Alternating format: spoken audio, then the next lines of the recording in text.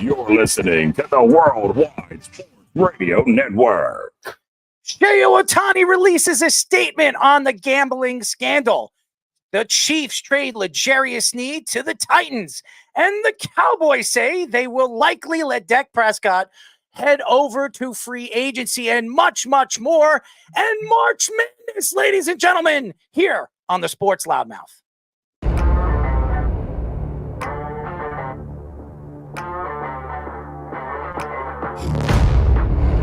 Doc Rivers is going to have Damian Lillard run very fast out of town.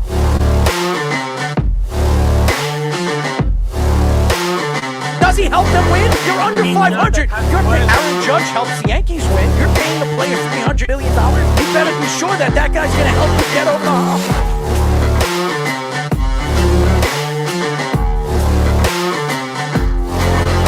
For some reason, this guy is completely lost on calling plays. Maybe he's a therapist.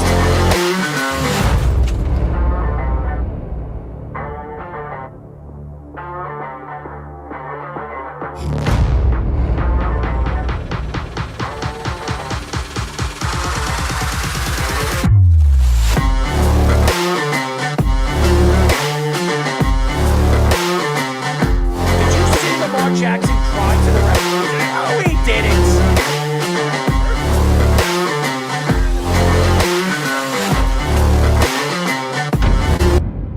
We are back for a new show of the Sports Loudmouth. My name is Errol Marks, my co-host, Speedy Petey, for a new show. Yes, ladies and gentlemen, a new show of the Sports Loudmouth, and we're very happy to be here. We usually don't do a show on Monday, but Speedy's going to a Billy Joel concert on Thursday in Madison Square Garden. So he's heading out to the city. So we're doing a special show, but we have a great show lined up for you. But before we do that, Speedy, what's going on, man? Well, I'll give a shout out to our friend Nathan that we put together. Invite us to a nice event this weekend. Yes. You got to see your favorite New York Knick. Well, growing up, yes. Yes. Mr. Charles Oakley. So shout out to Nathan. Shout out to all his crew over there at the Westbridge Brewing Company in New Jersey for letting us join them for a great day on Saturday. It was fantastic. Charles Oakley is such a great person. He really is. He's a chef. He does so many different things for the poor. And he gave a great interview, really fantastic interview. And the people there were fantastic. And it was raining. It was pouring. It was horrible out on Saturday. We traveled all the way to the Woodbridge Brewery. It was fantastic. The people, it was unbelievable. It really was. I was so excited just to get a chance to see what Nathan said about that brewery, and it was fantastic, Speedy. It really was. Oh yeah, and it was a lot of good people there. A lot of good people with his group there, Charles Oakley, and yes, even the kids too. A lot of them were very active. We interviewed a couple of kids that even knew a little thing about '90s basketball. I couldn't believe it. Some of these kids. I mean, there were 14-year-old kids, there were 7-year-old kids that were big fans of Charles Oakley. And I was surprised because they weren't even alive to see this guy play in the 90s. I did. I was their age when Charles Oakley was one of those big time Knicks. And he was the enforcer for the New York Knicks in the 94, 95, 96 season for the New York Knicks. And he was my favorite player because he really stood for something. Him and Anthony Mason, fantastic people. I met Anthony years and years ago. And what I know about, obviously, the great Charles Oakley is he stood for something. And I don't care what anybody says. He didn't give a crap what anybody thought of him. And that's what made him so special. So it was a fantastic, fantastic weekend. I want to say something. I don't know. There was something I did today. I got a chance to drive in Rockville Center. I don't know if anybody's been to Rockville Center. It's a beautiful, beautiful city. I guess you could say town. I almost said city, but it was a beautiful town. All right. And I realized I've never been through the town and really get a chance to see some of the weird things that I saw over the week and the weekend. And I will say this. I went to a bagel shop today, and I was telling the guys before I came on the show, and me and this kid, Jeremy, we walked through the bagel store, and we were hanging out, and I was standing on the line. And there was a lady standing right next to me. And I just glanced over there at this lady, and she had a beard and a mustache. Okay. I've never seen it before. I don't know how many, what kind of hormone she's taking, testosterone, whatever. She was wearing a muumuu, was a nightgown. It was definitely a woman. And I couldn't believe it. I was standing right over there at the bagel guy, and I was trying to figure out what I was looking at. But, yeah, and I saw some guy wearing a leotard. In Rockville Center, he was walking on the streets. He was wearing some kind of I don't know what you call it, but it was a leotard. He was the Gothic or whatever the hell. Today was a weird day. And just coming on the show, I spent all day long on the road, and then coming on the show, I'm going to tell you guys, I'm going to make you laugh tonight because I am in a very weird mood. But at 8 o'clock, we'll be talking to former Southern Illinois Miners Chief Operating Officer Mike Pinto. He's been on the show before. He's fantastic. And he knows, I'm telling you, he knows football. So we're very excited to get him. No, he knows football too. Yes, he does. So we're going to get Mike Pinto on the show, and we're going to talk baseball with him with Shohei Ohtani, but he knows a lot of football too. That's right. So we're going to speak a little bit about football with him, and obviously March Madness, which has been absolutely mad. So we're very excited to get him on the show. Shohei Ohtani releases a statement on the gambling scandal. I mean, this is a huge story, and it's just seems to grow legs. And I'm definitely going to get into this first because we spoke about it last week, but we're starting to figure out that it's not only Shohei Ohtani that is gambling on sports right now. There's quite a few athletes that are getting caught. So federally, it's not a very good sign for sports. Chiefs trade L'Jarius Sneed to the Titans for a 3rd-round pick and a 7th-round pick. And actually, they swapped the 7th-round pick. So we will get into the whole Chiefs thing. And by the way, the Chiefs got nothing for a guy like L'Jarius Sneed. To me, he's a number 1 corner in this league. So very interesting. I thought they were going to get more. They didn't. Yeah. The Cowboys say that they will likely let Dak Prescott enter free agency next year. So I'm not surprised he's making $60 million this year. 59, I think it is. Well, it's now 55. They restructured it again, but Ooh. they have a $40 million dead cap hit because they restructured it other years if they get rid of him. So. It's definitely interesting. And I think Dak is going to be a hot commodity next year, as we know. And hey, maybe the Jets, if Aaron Rodgers gets hurt and he's out for a significant amount of time, or he retires after this year because he just thinks the Jets stink, maybe Dak Prescott's the next quarterback for the New York Jets. I would want that to happen for the sole purpose of you sticking it to the beef when he does well. Well, I will. By the way, I am a huge Dak Prescott fan. So Commanders say that they are open to trading the second overall pick. So it looks like the Commanders, we've heard the Patriots are willing to trade off that pick. So they said, obviously, they don't think very highly of these quarterbacks. So for a quarterback draft where we thought that there could be 4 quarterbacks and future top-end quarterbacks in this league, now you're seeing 2 of the top 3 teams drafting at number 2 and number 3 that are willing to trade out of those picks. Congratulations, Drake May. Welcome to the Minnesota Vikings. Yeah, absolutely. The NFL will ban the hip drop tackle for this season. Very interesting story. We've had a couple NFL players and ex-NFL players on the show speaking about this. So it's an interesting story, and we're definitely going to cover it tonight. LSU women's basketball coach Kim Mulkey says she will sue the Washington Post if they publish a false story about her. Very interesting, because it seems like the press likes to get involved, especially with March Madness going on right now for women's and men's. This story coming out the way it has, I mean, it's interesting. It definitely is. So we will get into that.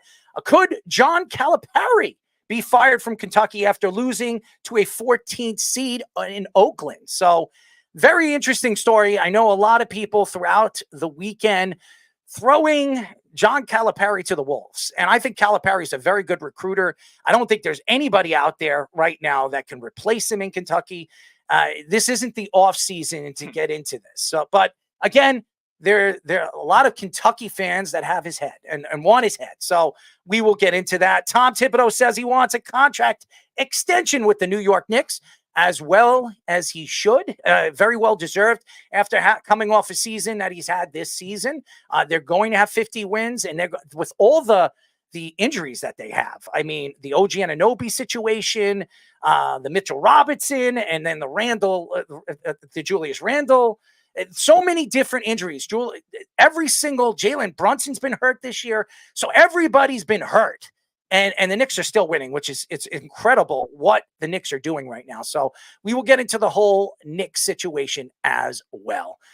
But first, it is the story of the week. It's been the story of the week for the last, week and a half, as baseball is right around the corner. As a matter of fact, Thursday, the New York Yankees are going to start their season as they finish their preseason up today against the New York Mets, shutting out the New York Mets 3-0.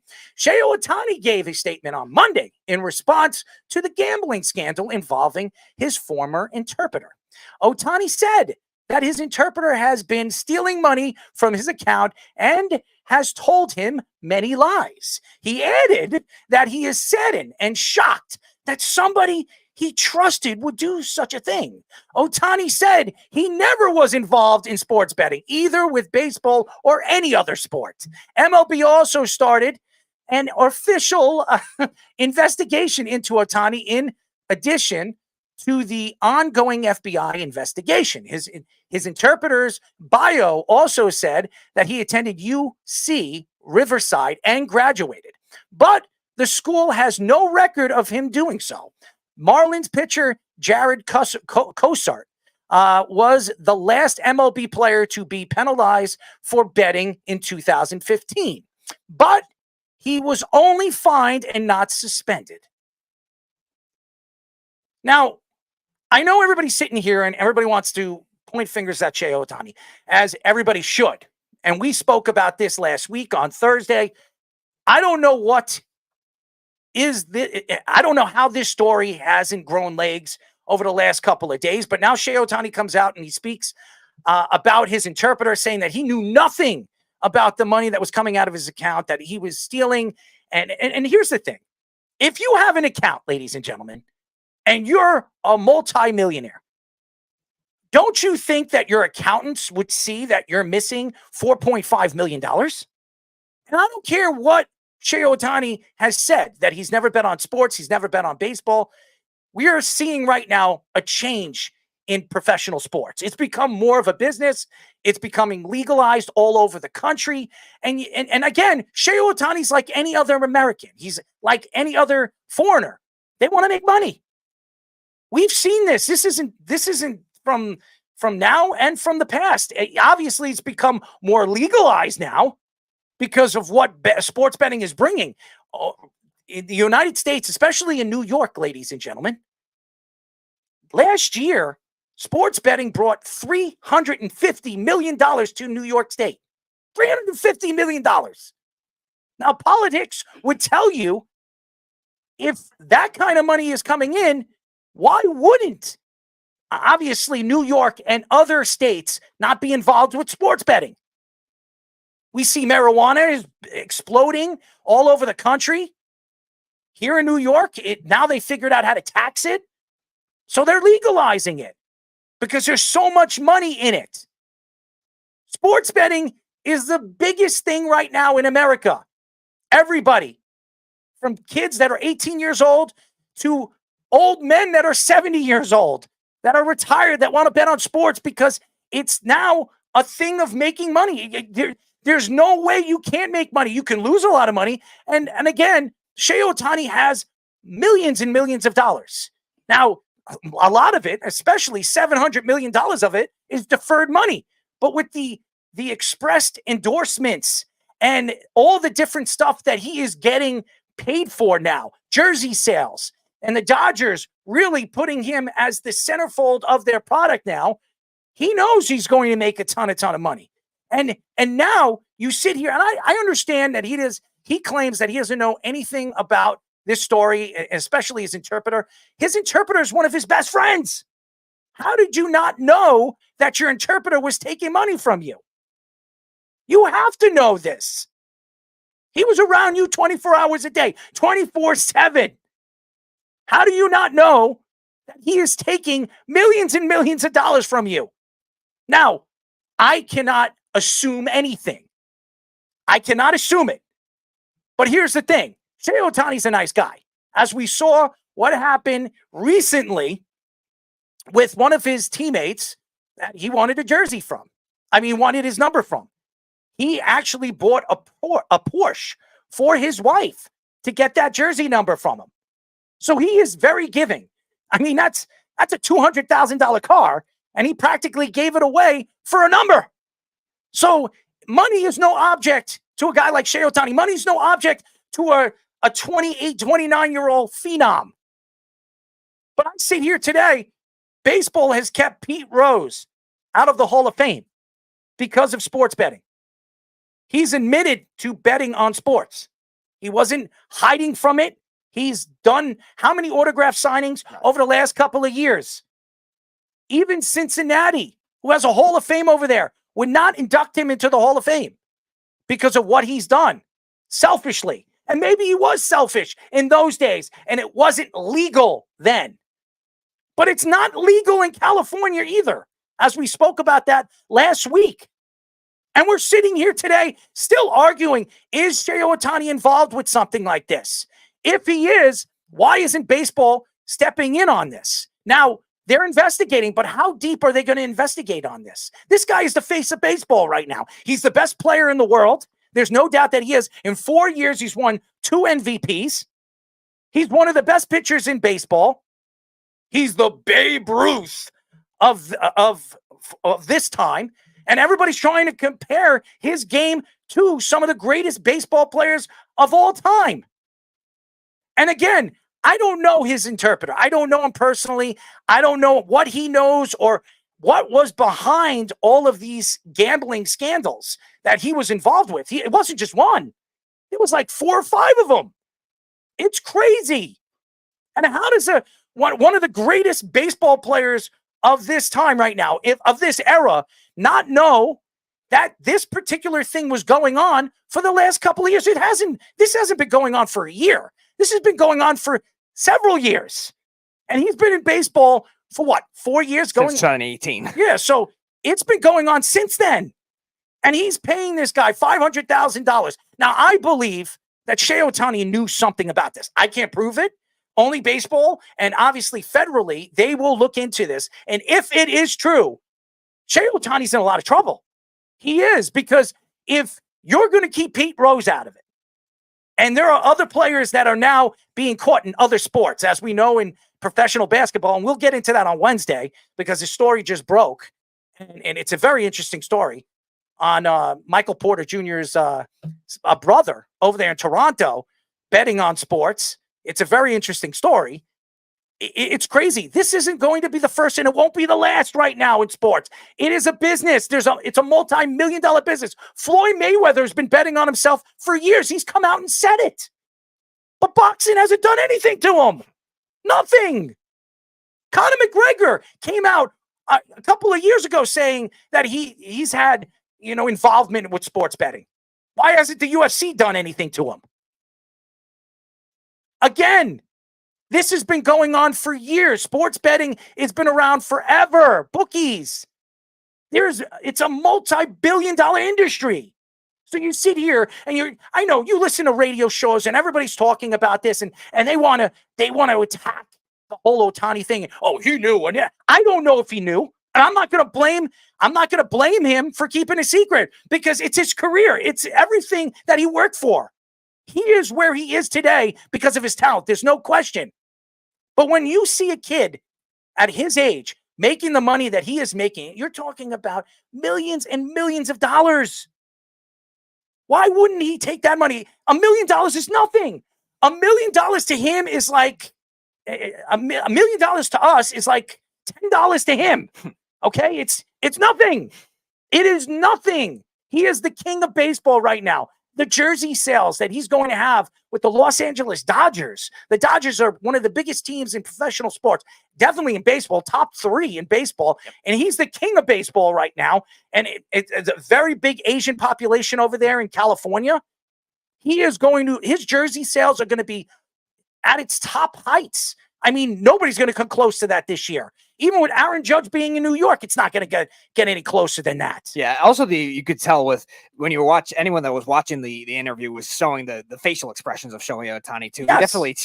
It definitely showed that he was shocked by this whole thing too. That's why, as of right now, before the investigation comes out with the FBI and all that, I'm willing to give him the benefit of the doubt. I did it last week because, like we were saying, California, it's illegal to do sports gambling. I don't think he would have stayed in California if he was part of some kind of operation. He would have gone to, say, the Blue Jays, flee the country, go to Canada if that was the case. And he stays with the Dodgers. That leads me to believe that I think he was blindsided by this. And I think throughout human history, no matter where you live, we've seen instances of backstabbing and with money, especially. Look at our entire U.S. history with all the Al Capone and all this stuff.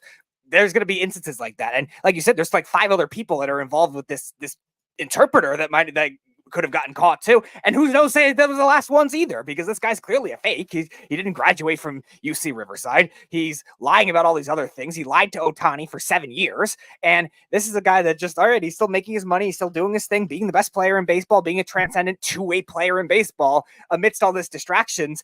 And now he's trying to throw his interpreter under the bus, which he should, if that ends up being the case. $4.5 million all we know of, and who knows if it wasn't more. But here's the thing. This has been going on. As we heard, we spoke about this last week as ex-Vanderbilt quarterback Mo Hassan came out saying that he was paid by mobsters in a football ring of games. He came out and said that last week. This has been going on forever. This was a while ago. Right. He was the Vanderbilt quarterback. So you can't sit here and say this hasn't been going on. And the mob's been involved with gambling and all of that for years, since the 70s, as we all remember that 30 for 30, that Boston College 2 players that were caught and obviously thrown in jail, thrown in slammer. Well, one of them was. So again, admitting to sports betting, it's not new. This is nothing new. Now it's becoming legalized throughout the country, throughout the world. We have how many states now? 40? Something of that matter. 40 states, so there's only 10 left that aren't legal yet. 40 states. California. 40 states right now that have legalized sports betting. So once all the states are legalized, what's going to happen? You think that these are the only athletes who are going to bet on sports and their own sports? Every one of them are doing that. Calvin Ridley got in trouble doing it. Williams got in trouble doing that with the Lions last year. Everybody's getting caught.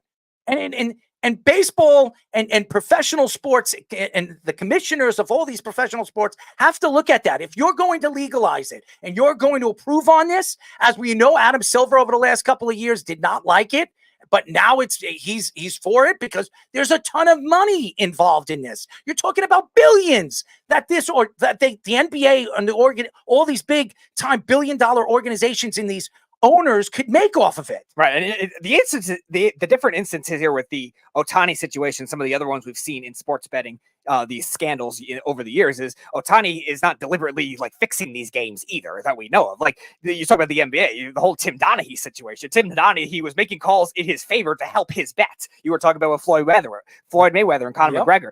I think it's easy in an individual sport. We've discussed this in the past to fix fights yourself, stall fights. So Floyd Mayweather can knock out a guy in the 10th round rather than in the 6th round to help his bet. It's harder to do that in baseball. There's really less controllable aspects in baseball. And that's why another reason I right now I'm giving Ohtani the benefit of the doubt. But you are right about one thing. Like Pete Rose is still banned from baseball, and now they're trying to not encourage the gambling, but make it happen where if Ohtani's going to like get off scot-free off of this because he's the best player in baseball, like let Pete Rose like be the icon of baseball that he should be at this point. I think baseball needs Pete Rose back in the sport. Yep. And I think what he has done for baseball and really stood up for the betting situation. And again, Pete Rose was wrong for what he did. He didn't bet against his team. He bet for his team. Okay. And you shouldn't be, if you're in professional baseball, you should not bet on your own sport. Right. You should be allowed to bet on basketball, football, hockey, golf, whatever you want to bet on. You should be allowed to do that. Even if you're playing professional baseball, you should not be allowed to bet on your own sport. That I agree with. But again, you're not going to stop these players from making millions of dollars. If they take $1 million and they throw it in to a specific player that they know if he scores 30 points and he's been scoring 30 points in the last 12 consecutive games, and they do it again, and if they put $1 million on this, they can make an extra $200,000 or $100,000. Why wouldn't they do that? Mm-hmm. And again, it's money, right? You're saying as well, like he's not even betting on his own team, Pete Rose. Like Pete Rose, even if he was betting on his own team, how is a manager going to fix it that much to be able to do that too? Unless it's like the whole Black Sox scandal, but that was all players throwing away the World Series too. And the ownership, it started with the ownership. It wasn't just the manager. There was an independent thing going on with Pete Rose that was different from his managerial agenda altogether. And I think that is where the big difference of these betting scandals are coming in. The Black Sox, there were 6 players or something in on it, including pitchers. Pitchers, you're throwing the ball first. You control everything. Like, why is he not getting caught for the same way? Pete Rose should not be banned from the Hall of Fame, banned from baseball the way he is to that extreme of a measure. If you're not going to like investigate, I should say, Shohei Ohtani thoroughly in this whole thing. I think if you sit here and you start to wonder what is going on in professional sports, it's not something that you can go and argue about. It is going to continue happening. It's professional sports. There's money in it. There's money to be made. And these athletes have a lot of money. They're young kids. And what are they doing with their money? Are they going to go out and buy jerseys? They're not going to buy their own jerseys. They get it for free. Are they going to go out and buy houses? No, because they're making endorsements that could pay for those houses. So what are they going to do with their money? They're going to take their money and invest it into something where they can make more money. Now, everybody likes real estate, but again, gambling is something that these kids would love to do. And if they can bet on certain sports and certain athletes that they're friends with, where they can bring in a ton of money from it, why wouldn't they do that? If you're a March Madness fan right now, and there's a ton of them, this is the biggest spending time when it comes to betting. DraftKings has said the other day that they bring in almost $100 million off of March Madness. They did last year throughout the country. So why wouldn't you go out there and bet on your favorite team? Bet on your team that you grew up loving, or even the team that you played in college with. Mm-hmm. So you're going to go out there and you're going to try to make money. And if you don't make money, it's nothing. $1 million is nothing to them. $10 million is nothing to them, especially when you're a professional basketball player like Steph Curry or LeBron James, bringing in $45-50 million a year. Right. Anything that you are betting on that you can't control the outcome should be fair game to anything. Like, you're not going to see LeBron James be able to fix a March Madness game, let's say between Houston and Texas A&M, because he's not going to have any influence. He's not eligible to be able to play on any of those teams. And same kind of thing with any baseball player. You're not seeing Shohei Ohtani throw a game away because he's betting on baseball. I think there would have been more obvious outcomes like I was talking about with the Black Sox in 1918. You could tell those players were throwing the game. They didn't hide it very well and ended up that was wrong for what they did. Yeah, I know. And that's what I'm saying. Like, you have to be able to have an aspect of being able to control it. And that's why I think that Ohtani, as of now, I'm going to give him the benefit of the doubt unless there is some kind of scandal. The other thing that's interesting too is if there are more athletes that are involved with this interpreter too, like how many more of them are going to be investigating Japan as well, and that could help create a whole worldwide thing with all these betting scandals that are going on. Because I don't know how the laws are in Japan when it comes to sports betting, but they tend to be more progressive as a whole than other countries throughout history and more into that kind of things. The Athletic Sam Amick reports that Tom Thibodeau wants a new extension from the New York Knicks after the season. Tom Thibodeau has one more year left on his current contract, and the Knicks want to negotiate after the season, no matter what happens and what the results are in the playoffs. Amick also mentioned that Monty Williams' contract of $7 million per year with the Pistons will inflate the market for the other coaches seeking new contracts. The market value would project Tom Thibodeau to get around $10 million per year, but the amount of years is a question, as Thibodeau is 66 years old. The Knicks are 42-28 this season, fourth in the Eastern Conference. Thibodeau has a 167-139 regular season record and a 7-9 playoff record in almost 4 seasons with the New York Knicks. First of all, last year after the season was over, after he got out-coached by Spoelstra in the semifinals, okay, I sat there and I said, Tom Thibodeau has weighed out his welcome. He should not be here anymore. I think the Knicks need to move on. And I mentioned some coaches that they should look at. But this year, what Jalen Brunson has done, the trades that Leon Rose, and shout out to Leon Rose, he has been unbelievable for the New York Knicks.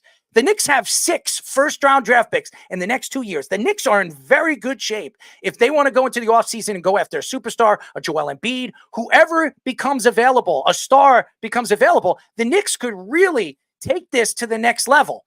But this year, with OG Anunoby, Julius Randle actually figuring out that he is not the number 1 option. He's the number 2 option, and he's been more of a team player.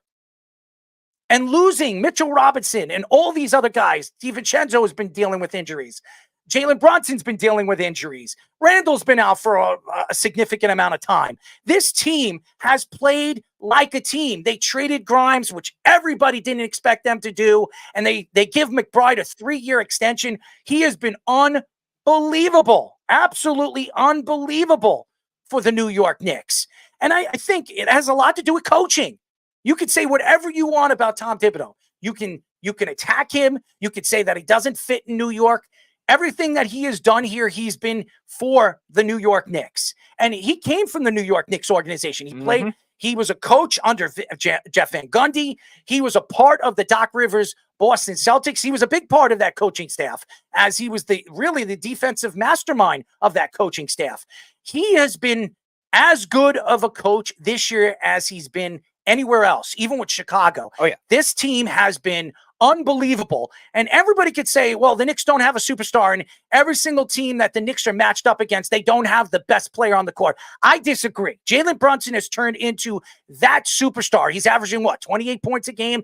I mean, who would have thought that Jalen Brunson, who took a 4-year extension with the New York Knicks worth about $106 million, where everybody said, we've had so many writers come on this show and said that the Knicks overpaid him. And what he's turned out to be, it was an absolute steal. And again, everything Leon Rose has touched has turned to gold. Even the guys that he's drafted. The only one I would say that I look at, and I will say this, there were a couple of guys that really stood out to me that didn't work out for the New York Knicks. But again, I'm not even going to mention the names because I'm not going to throw him under the bus because I'm a big fan of him. And actually, I'm going to say it. Obi Toppin, okay, who went to the Pacers and has not been the player that everybody thought he was going to be as the fifth pick in the draft. But I will say this. What I've seen from the New York Knicks and this team, the growth of some of the youngsters that have been there. You look at all the guys You look at Butler, what he turned out to be, Jimmy Butler being drafted. Look at even Rose. Look at what Rose became as a more of an offensive phenomenon, but we know what he was in Memphis, but he became more of a defensive-minded player. Not a great defensive player, but more defensive-minded. And Joakim Noah and all the different guys that he's had over there that he's coached. If you look at the team and the talent that he has over there, these are all secondary players. Right. And look at the Knicks. Yeah, the Knicks have built more depth than they ever had before because of the way Thibodeau coaches as well. And they find players to fit his style, and he's done a better job. I think the month of February was kind of bad with the way he was wearing some players out after the trade deadline. But he always wears people out. I think for the most part, the rest of the season, the other 3-4 months of the season, I think he's done better in terms of managing that depth. And again, some of that had to do with the injuries, the way that they all rippled all at once, starting with Julius Randle, then it went to Jalen Brunson, then it went to OG Anunoby, then like OG Anunoby got hurt 3 different times. We were talking about it last week, and Jalen Brunson intentionally got hurt that same way. And now Mitchell Robinson, we know he's always hurt, and he still managed this team very well, and complemented with what Leon Rose did at the trade deadline for getting players that are very similar styles to transition it easily. And OG Anunoby, I think, has been the transcendent one of them all, and hopefully he can come back healthy. I will say this. If you sit here today and you believe that the Knicks were going to be the 4th seed this year, I didn't. I'm going to be honest. I did not think the Knicks were going to be the 4th seed in the Eastern Conference. Maybe because some of the acquisitions that some of these teams have made. Look at what the Celtics did in the offseason. Look what Milwaukee did with Damian Lillard.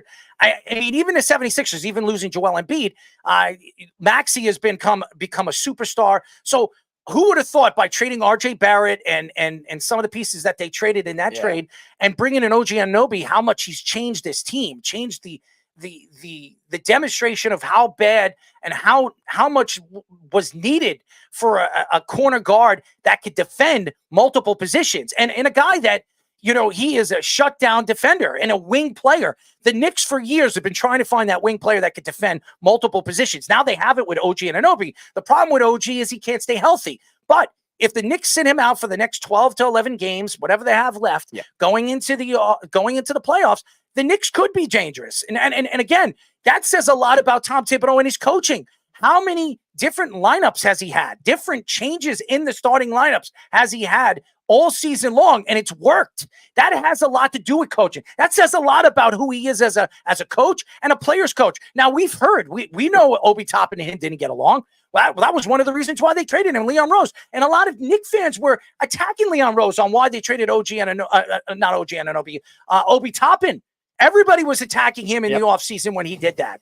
But it has worked because Obi Toppin has not been the player that everybody thought he was going to be when they drafted him. And to me, it has a lot to do with what you believe. If you trust in the coaching, that this coach is going to take this team to that next level. And I think maybe Tom Thibodeau is the guy. I didn't think he was last year after what happened with Spoelstra. Now, Spoelstra, in the playoffs, he's a different coach. He knows how to coach in the playoffs. He's a Pat Riley disciple. And again, so is Tom Thibodeau. He comes from the Pat Riley tree. Jeff Van Gundy, Stan Van Gundy. They all come from the Pat Riley tree. So they know how Pat coaches. And I think that Tom Thibodeau needs to take this team to the next level. If he could take this team to the Eastern Conference Finals this season, it would show the New York Knicks as one of those teams, one of those beasts in the East, which they haven't been since the 90s, when the Chicago Bulls were dominant, when the Detroit Pistons were dominant. If the Knicks could do that, even the Boston Celtics, if the Knicks could do that this year and maybe even come close to going to a championship, maybe there'll be teams and maybe players on other teams that would be interested. Hey, you know what? I want to go play for Tom Thibodeau. I want to go play for the New York Knicks now. Mm-hmm. And then you also look at the way that he's managed the young players this year. I think has been especially better, and why they have had a lot of roles. Obviously, they traded Toppin because they realized he wasn't going to fit there. And I was one of the people that was annoyed at the time because I wanted to give Toppin a chance of how good he was with that second unit in the past. But these other wing players have really strived in his system. And you look at the state of coaching in the NBA right now. There's not a lot of good coaches as it is. So the Knicks have to make sure that the Knicks had to make sure that they nailed one finally after years and years of all these bad coaches, and they finally get one with Thibodeau that, besides the one season, I would say in 2021, 2022, where they missed the playoffs, he's done well with the way the Knicks have rebuilt this roster. Now the Knicks have the talent, but when he first got there, they still had a lot of unknown pieces. I know there's a lot of Knicks fans out there. And of all the teams I rooted for as a kid, and I was a big sports fan. I was a Jet fan. I mean, anybody that's a Jet fan, they have a lot of shakes and a lot of rolls and a lot of guns pointed to their head as a Jet fan. I mean, honestly, I've watched bad football year in and year out. And even when I've seen over the last 25 years with the New York Knicks, I mean, one good season with Carmelo Anthony. That was it. Yep. What was it? I'm sorry. Mike Woodson. Mike Woodson. Great defensive coach, everything. And that's something that Tom Thibodeau is. He's a great defensive coach. But could Tom Thibodeau change the way he coaches offensively? This year he did. He coached a fast-paced offense. Nobody would have thought that he was going to transition his offensive game to an up and down the type of court game the Knicks have played all season long. That has a lot to do with the trust of Jalen Brunson. It has a lot to do with some of the trust of some of their shooters. I mean, DiVincenzo is the first Knick to shoot 200 3-point shots in a season and make them. I mean, seriously, the last guy to do that was John Starks. I mean, that was in the 90s. It's been horrible. And the Knicks have been one of the worst 3-point shooting teams in the NBA. And that's what makes it so sensational. When I was speaking to Charles Oakley this weekend, Charles was talking about the Knicks. And he was saying that, I asked him, I said, do you think that this team is as gritty as the New York Knicks teams of the 90s? He said, this is a different team. It's different coached. It's different. This team has really brought a different side of New York Knicks basketball that I haven't seen. And that's coming from Charles Oakley, who was a part of those New York Knicks teams. I remember Charles Smith missing that layup in 94 that cost the Knicks against the Rockets. I almost threw up. I mean, I still throw up. I watched that all the time. I've watched the Knicks in 94, and I remember they would not have the parade in New York when the Rangers won the Stanley Cup. The Rangers won the Stanley Cup before the Knicks could finish up that series against the Rockets. And the Knicks were up 3-2. And you know what? The Knicks and the Rangers decided they were going to wait because there was belief that the Knicks were going to win a championship and the Rangers just won the championship. They can celebrate together. Yep. And what happened? And what happened? The Knicks choked in Game 6 and then lost in Game 7. And this is what's been, for New York sports for such a long time. Yep. I'm a Yankee fan. But I'm going to tell you right now, the Yankees haven't won a championship in 14 years. And they've lost like 6 times in the ALCS since their last World Series. That's a lot of cheating, if you know what I mean. Oh, yeah, there was alleged cheating. And then there was you have a garbage right now? I can bang it. Do I have a garbage? We can bang other things. I don't have a garbage on me. I mean, yes, you do. I mean, I'm not going to say on live radio what garbage you could be banging. But I mean, I will say this, in a plot twist, we do have Sean here. Maybe Sean has a garbage. No, Sean doesn't have a garbage. Sean, do you have a garbage that Errol can have? He's on mute right there. There we go. I don't have a garbage he can have. I just know one thing. You hit everything. I can agree with you. You hit everything on the topics about my New York Knicks, except the fact that you said they were not. You didn't think there was going to be a number 4 seed. I thought the Knicks was going to really be honest with you. I thought there was going to be in the top 3 seeds. I felt like this year was the year this year. Even though Randolph's hurt, a couple of guys hurt, but you was right on the Toppin trade. And all of that. That was like, hey, Toppin sucked. I'm glad we got rid of him.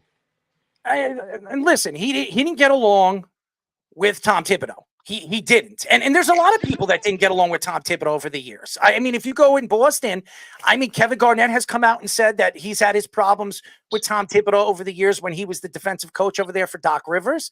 But it worked. And Doc always said that, listen, we're a team. We work as a team, as a unit.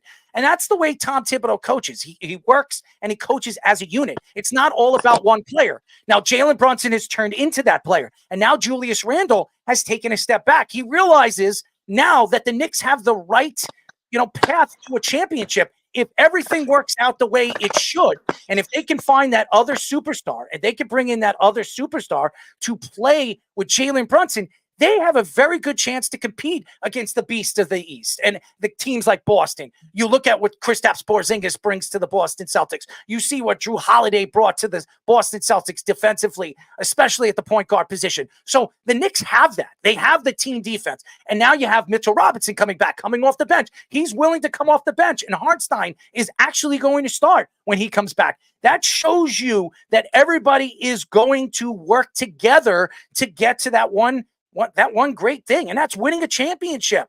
Everybody's got to work together, hand in hand. And that's something that I have said the New York Knicks over the years have not been about. Carmelo Anthony was a me player. He was a me player. Jalen Brunson is not a me player. Jalen Brunson is averaging 6 to 7 assists a game. He's still doing the things that he's supposed to do as a point guard. And everybody's buying in to Tom Thibodeau's way. Now, you say, Speedy, you keep saying that Tom Thibodeau wears out his players. He wears out his players, which he has over the years. You can ask Derrick Rose. You can ask all the other guys, the Jimmy Butlers of the world. But guess what? You can't take away from what Tom Thibodeau has done this year. Is he the coach of the year? He's one of the top 3 coaches of the year. There's no doubt about it. Yeah. And I did not think the Knicks were going to be here.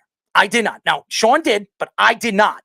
And the reason why is because I thought they didn't do anything in the offseason. Even making a move for OG Anunoby, I was still questioning it because I loved RJ Barrett. And he was, to me, he was the only homegrown player that's turned out to be anything of good, for the New York Knicks, except Quickly. And he's a good player, but I knew Quickly was not going to stay here. Yeah, I knew he wasn't going to stay here. So the Knicks already made that an option to trade before the season started because they offered him a contract. He wanted a guy. He wanted Jalen Brunson money. He wanted to get paid more than Jalen Brunson. That wasn't going to happen. So they decided, hey, you know what? We're going to make a 3-2 player trade, and we're going to swap a second round draft pick, and we're going to make this move. And OG is, since the Knicks made that move, when he is in the lineup, they're 15-2. When he's not, they're I think 10-10 now. Yeah, 10-10, and just scraping by certain games with some good defense, but not enough offense. But they have enough offense now, even on the wings, like you were saying, that they didn't have before. And I'll give Tom Thibodeau a lot of credit for this too. He was oftentimes rigid in his ways with the types of players these guys wanted to be, the types of minutes that they would play. And now I think he's evolving to be a little more versatile with all these players as well. And I think that comes to show you at the trade deadline, getting these pieces to fit. It took a while for certain players. We're still trying to figure it out with Bogdanovich because he's been hurt a lot. And Mitchell Robinson got hurt. So now Precious Achiuwa had to come in. He did a nice job right away. And that kind of thing, sometimes you wouldn't see that with the Knicks in the past, or even with the Bulls, like you were saying. Maybe that was something that prevented them in Minnesota. Forgot about it. On 3 Sports College Sports, reporter Andy Staples told Kentucky radio show host Matt Jones that he believes a decision on John Calipari future at Kentucky will be made very soon. If Calipari is fired, Kentucky would be facing almost $35 million in buyout money. Staples said the $35 million buyout wouldn't be as bad as people think, and compared it to a situation in college football with Jimbo Fisher and Texas A&M.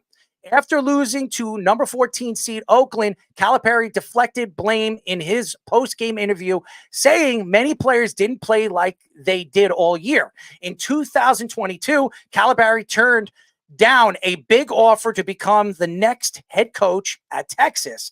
In the last 4 seasons, Kentucky missed the NCAA tournament once and has lost to a number 14 and number 15 seed. Kentucky has made the Final Four since 2015 and hasn't won a national championship since 2012. So, and by the way, Kentucky has not made a Final Four since 2015, I meant. So here's the thing. John Calipari, I still believe, is one of the best recruiters in college sports. He knows how to recruit. He knows how to find players. He knows how to get players to come and play for him in Kentucky. The problem right now is this team has not been a winner for a very long time. And if you're a recruiter and you're part of the Kentucky recruitment, are you going to sit here and trust that Calipari, when you sit down with him and his coaching staff, is going to, I guess, portray this team to be one of the elite teams going into 2024 or 2025 of next year? I don't know. Because again, even the Dukies have one of the best recruiting classes next year in the nation. They have the number 1 and number 3 player in the country coming to play for Duke. And right now, Duke's playing well right now in the tournament after what they did to James Madison. They absolutely dominated James Madison. And by the way, our Josh Silverberg came out and told me that there's no way that the Duke Blue Devils were going to beat James Madison after what they did to Wisconsin. Boy, oh boy, Wisconsin got their butts whipped. That's just me. I'm just saying. Maybe that says more about Wisconsin. No, it says a lot about Duke. Now, I'm not a John Shire fan, as everybody knows. I've attacked John Shire many, many times on this show. And I'm a Duke Blue Devil fan. I mean, I bleed blue and white. I do. I bleed it. And I came from the Bobby Hurley years, and that was my favorite. I didn't like Christian Laettner. So for everybody that thinks I was a Christian Laettner fan, I wasn't. I didn't like him. But I respect him as a college player, as he was one of the greatest college players to ever play college basketball. But Calipari understands college basketball. He understands how to bring recruits. And by the way, if you're recruited by him, you have a very good chance of being an NBA player. He knows how to teach you and train you to be and build your body up to be an NBA style of player, as we've seen some of the great players that have come out of his program. As we see one right now in Phoenix doing very, very well of himself. Another one in LA. And another one in LA and all over the place. He knows how to find them. Okay? So you have to look at John Calipari. Now, Kentucky fans are going to attack him. He has not done well. He's making a load of money. And he has not produced a national championship in a very, very long time. And he hasn't been in the Final Four for a pretty long time, too. Yeah, since that undefeated team. So, again, you sit here and you wonder, hey, you know what? Do I want to go and play for John Calipari? Do I want to play for, Michigan State? As we all know what their coach does year in and year out. The Spartans do year in and year out in a tournament. Now, they fell apart in the tournament this year, but usually, Tom Izzo knows how to coach a team.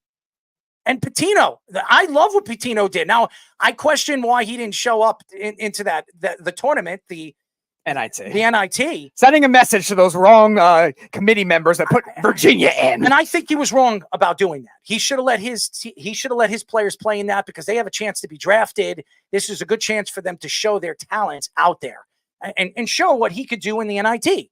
But I think they got screwed. I think St. John's definitely got screwed. But Pitino, everybody thought after what happened in Louisville that he wasn't going to get another job, and St. John's gave him another offer. John Calipari, if Kentucky drops him and decides to part ways with him, you don't think he's going to get another job? Oh, easily. He is going to get another job in 5 minutes. There'll be 7, 8, 9 teams lining up for John Calipari. As we all know, there was Texas reaching out to him last year to leave Kentucky. He decided to stay there because Kentucky is a bigger, better basketball place for him to draw recruits.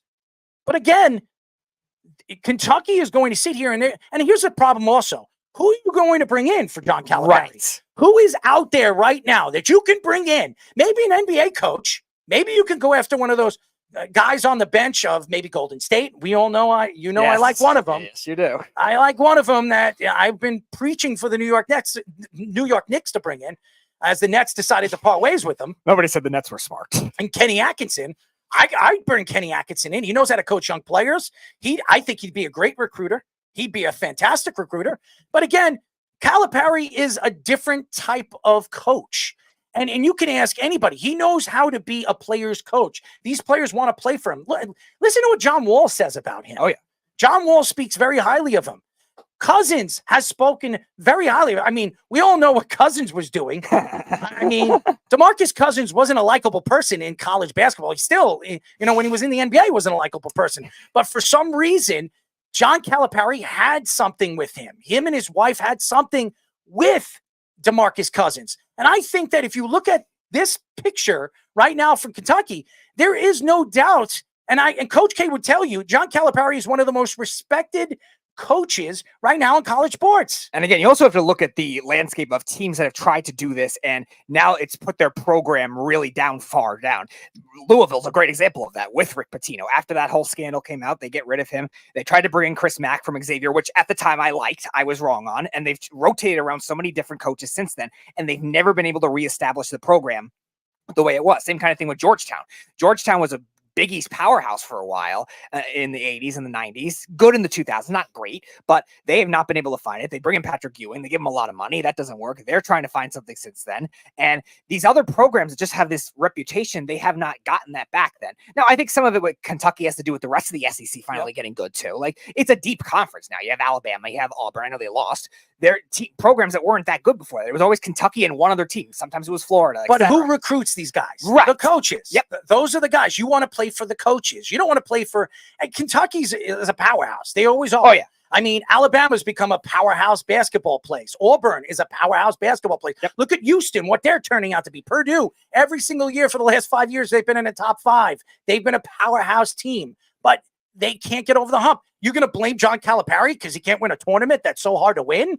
I mean, you can't blame him for that. Right. But he knows how to bring in the players. He knows how to make them and get them into the NBA. That's the most important thing. When you're looking at a coach and you want to play for an NBA style of coach, Calipari has been an NBA coach. He coached the Nets. So he understands what it takes to be in the NBA. He's coached so many great NBA players. So I think that if Kentucky makes the decision to walk away from John Calipari, I think it's a big disaster for that team. And who are they going to fit in over there? And again, they have to look bigger because Kentucky is a powerhouse basketball place to play. And if you decide to walk away from one of the biggest well-known personalities in college basketball, it would be an absolute loss for Kentucky. Right. And again, people have criticized him with the coaching style, the way he's been maybe not evolving with the times, like Keith is saying in the comment section, a great recruiter, but his coaching in game has not been as good. His evolution with trying to get his game to that next level to today's basketball is not the same. And I think one of the guys on the TNT panel we're talking about it, Kentucky has lost to like so many teams with smaller guards in recent years because they're always so big, but they're not always so quick. And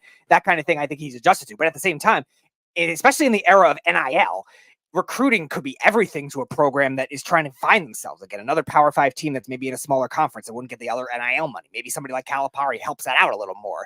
And getting that kind of reputation to a program like he did with Kentucky, I didn't say Kentucky needs to rebirth it, but they could use that kind of thing when you look at all the conference expansion. Here's the problem. Why are the fans speaking? Okay, what do you know about coaching? Seriously, what do you know about coaching? I know you like to win, and everybody wants to be an NBA coach. Everybody wants to be a football coach. Oh, I could be Andy Reid. I could be this guy. I could be Kyle Shanahan. I could have beaten Andy Reid. Oh, I could have ran a good defense to knock off Pat Mahomes into his spots where he can't make the throws. Come on, guys. It's not easy to coach. And I understand that you think that you know more than the coaches. You think you know more than the players. You don't. It's different now. The sport, and again, it's become a business. And I'm going to tell you this straight up, and I know you fans would absolutely argue with me on this. As much as you think fantasy sports has not changed the game, it has. Oh, yeah. It has absolutely changed the games because here's the thing. You're no longer a team fan. You're a player fan. That's what you are. Oh, I like Steph Curry. I watched him on Davidson. And by the way, I love Steph Curry on Davidson. I just don't like him as an NBA player because I don't like his personality, the lack of regard when he's on a basketball court, throwing his mouthpiece and doing the things that he does, his shimmies and his dances. That doesn't mean I don't respect his talent. I think he's one of the best shooters I've ever seen. But that doesn't take away from what he is on the court. And again, I think fantasy sports has changed the game too, just like betting has changed the business end of it. And that's the thing. When you're watching sports and you're betting on sports, what are you going to do? You're going to say, oh, I could coach this team. I like this player.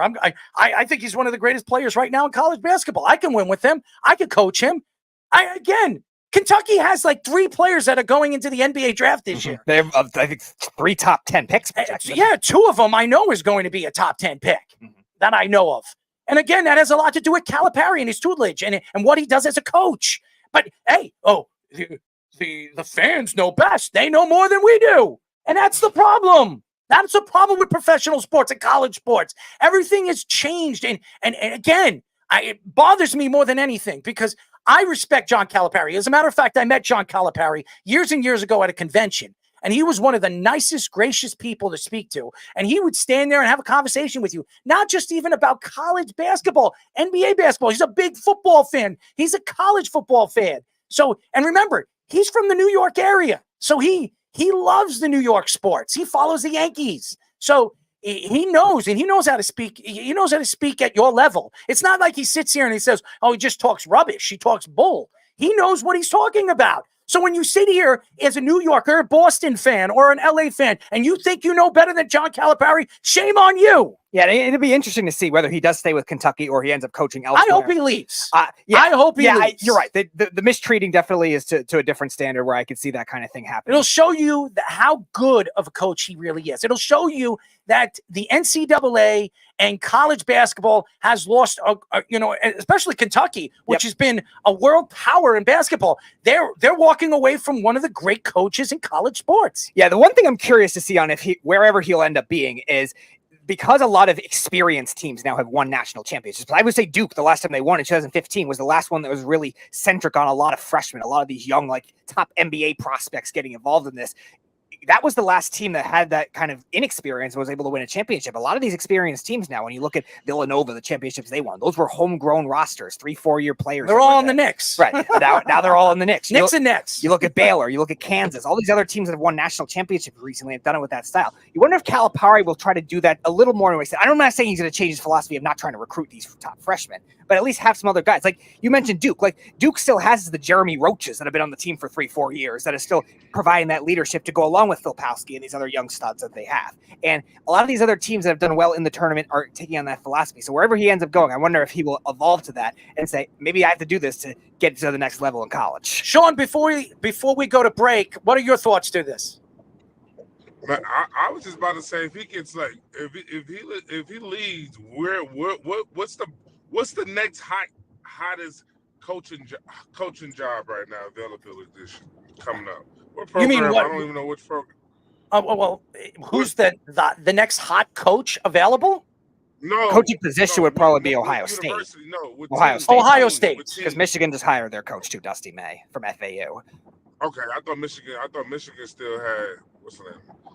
So Michigan got rid of Juwan Howard. Yes. Yeah, they got rid of Juwan Howard. No, that's how I remember that. It's like all the former NBA players that's coaching getting fired right now. That's coaching at college right now. Yep. Yeah. But and that's but I think the problem is that's like you guys said, that's history, and if you let that go, that's going to be kind of tough to replace that. Because you're right. If you're a recruit, why wouldn't you want to go play for Calipari? He's produced. He's known. That's what you want. That's one of the reasons why I went to Lou Holtz. You don't put guys in. You know the pedigree. You have the pedigree. You're supposed to go to places where they have the pedigree. But also, I think some of these college coaches still got to get into the problems with the NIL. Like my buddy Mike Boynton got fired at Oklahoma State. You know what I mean? So it's just different things. And if these coaches don't adapt to it, they're gonna get left behind. But I do believe. Go ahead. No, and I agree with you. You want to play for the coach. You're not going to the school because of the school. You're going to play for the coach.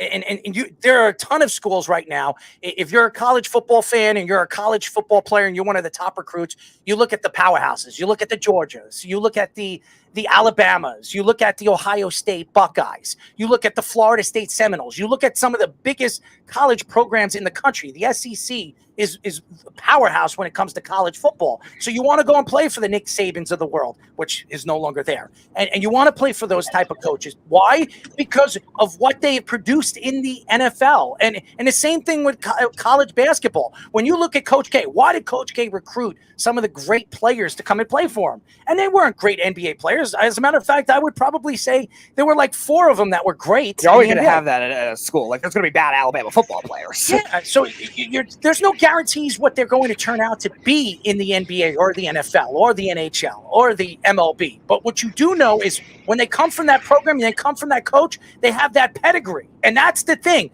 You can say whatever you want. Yeah. It's all about the pedigree. No, you're right. It's all about the pedigree. I mean, but that's the same thing that goes on when it goes to the coaching tree. No, I agree with you. And again, it would be a shame. It would be a shame if the University of Kentucky decides, hey, you know what? We don't need John Calipari anymore. We'll bring in one of his assistant coaches. We won't have to pay him that much money. We still can recruit the way we're recruiting because we're UK. We're the University of Kentucky. That doesn't work that way. It doesn't. And that's the reason why John Calipari is worth the money that they're paying him, because it's all about what. Do you know what money he brings in for that school? Just think about it. The University of Kentucky, are they a great football team? They're really not. No, only recently. I don't want to think about it. I don't even think about it. When you sit there and say that, all Kentucky has is basketball. That's it. Men's basketball. Football hasn't been a program since Jared Lorenzo. I couldn't even tell you the last top player that got drafted from Kentucky. Wasn't it Allen? Who wasn't it? Josh Allen. Josh Allen was. Rusher. Yeah, it was Josh Allen. I think it was. I remember it was Josh Allen at the University of Kentucky. He was the last great player that I've seen get drafted by them. I mean, wasn't a quarterback just drafted from Levis? Yeah, Levis. We'll see if he becomes great. Yeah, he looks good. I mean, he looked good this year. What do you have? You have a stick up your ass or something? What are you doing over there? There you go, Speedy. Hey, I'm just speaking the truth here. Where were you? What are you talking about, my guy? What are you talking? What are you saying, that Will Levis isn't a good quarterback? He looked pretty good this year. Hey, that's just like everybody saying my guy in San Fran, right? Brock Purdy, right? First of all, I was not a Brock Purdy fan. No 1 year wonder here, Mr. Miyagi. No, sir. No. Come on, you need to see more. I gotta see more. You know, I'm not Brock saying. Not a bad, and not to get off the subject, Brock Purdy is not a bad quarterback, but he's not great. Okay, it's okay for being Mr. Irrelevant. He did enough. So if he don't do nothing else, he accomplished everything already. I am not saying, again, I'm not a big Brock Purdy fan, but you can't take away what Brock Purdy did this year. You can't take away what Brock Purdy did last year. Okay, he fits the system, and that doesn't mean that a guy. You see all these young quarterbacks that are being brought up, like Will Levis, who I think deserves a lot of credit for what he did. You fired a coach in the middle of the season. At the end of the season, you decided to part ways with him, and you didn't trust that he was going to coach this team as well. All season long, he was a defensive guy. He is more Mike Vrabel is a defensive guy, and I think that they found themselves a good guy, a good quarterback. Now, I don't know what he's going to do, and we still have to see what he's going to do fully. But to say that the University of Kentucky can't find those players and those prospects, I disagree. Josh Allen is a good pass rusher in this league, one of the better ones. And Will Levis, say whatever you want, he could be a starting quarterback in this league for many, many years to come. Yeah, okay, believe what you want. But when you say Calipari Kentucky over Texas, I would have took Texas. The history is there. Basketball? I'm taking Kentucky. Basketball? No, not Texas. No, I'm saying though, Kentucky, yeah, but Texas is different now. I'm telling you, Texas is overall as a school and whole, because guess what? Calipari is bringing all the money there. He doesn't have pressure. He come to Texas. The football program is good. The softball program good. Everything's good in Texas, and everything's big in Texas. As big as you? I knew you were going to say that. Hey, Speedy, you knew he was going to say that? You felt it? I kind of felt it. I had a feeling. Well, listen, he feels a lot of things. So do you. Yeah, you feel something. I don't know. Whatever you're feeling inside of you, it might be the hot dogs or the hamburgers that you ate earlier today. I can help you out, man. I need some. To be honest with you, I haven't eaten any of that kind of stuff today. I had a chicken salad, if you want, if you choose to know. And after my victories going 3-0 this weekend in AAU basketball, I'm gonna hook you up, man. I'm gonna hook you up. I saw that you sent us a text message that you would like you'd like to donate some money, and I will absolutely do that for your AAU team. No, I appreciate it. No, and the girls appreciate it because some girls on my team parents can't afford the travel and all that. So it's a good thing. But it's some good girls. But no, just make sure you get my name put on the back of their shorts, okay? And just put my name. Sponsored by Errol. Roll it off the tongue. Errol. What about the situation? No, that's not going to work. Anyways, hold up. Let's go to our break, and then we will have our very special guest. We will be talking to former Southern Illinois Miners Chief Operating Officer Mike Pinto. But first, Tommy Scoops with our Sports Minute. This is the Sports Loudmouth Sports Minute. Are you ready to get loud? With Tommy Scoops. That is right, ladies and gentlemen. Another week of the Loudmouth Sports Minute with the man himself, Tommy Scoops, to give you guys all the rundown. And for today's news right now, in the NBA, the Knicks center, Mitchell Robinson, is closest he's ever been to returning to the court. Coach Tom Thibodeau said that he has been cleared for contact and just needs more time before he rushes him back into the starting lineup. Switching over to the NFL, the Lions announced that they will be getting new jerseys for the 2024 season. Detroit looks to unveil these jerseys right before the NFL draft next month. Other NFL news, the Browns are going to be closing on an extension for head coach Kevin Stefanski and GM Andrew Berry to keep them around in Cleveland long term. Kevin Stefanski earlier today also announced that running back Nick Chubb, his rehab is doing very well. Chubb, who hasn't played a game since week 2 of brutally tearing his ACL, it looks to be on a good path for next season. Now it's time for Scoops and Scores. I'm going to give you a quick rundown of the scores going on right now. And in the NBA, currently at halftime, Cleveland has a 51-37 lead in Charlotte. In Boston, 44-22 over Atlanta. Brooklyn has a 24-20 lead over Toronto. And New York has a 36-17 lead over Detroit. It's currently all the time I have for you guys right now. I'm going to be back later in the show. And I'm going to send it back to the boys for their next guest, Mike Pinto. This is the Sports Loudmouth.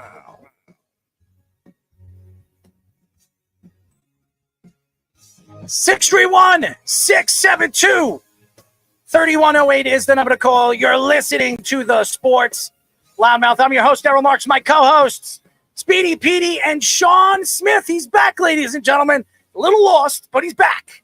Remember, you can go to our website at www.worldwidesportsradio.com. Check out all our shows throughout the week, including The Loudmouth with me, Speedy Petey, and Sean Smith, every single Wednesdays and Thursdays at 7 p.m. All you have to do to tune in and check out our local listings is go to our website at www.worldwidesportsradio.com. Sean is on Monday. He'll be on Wednesday, so we have a double dose of Sean Smith, baby.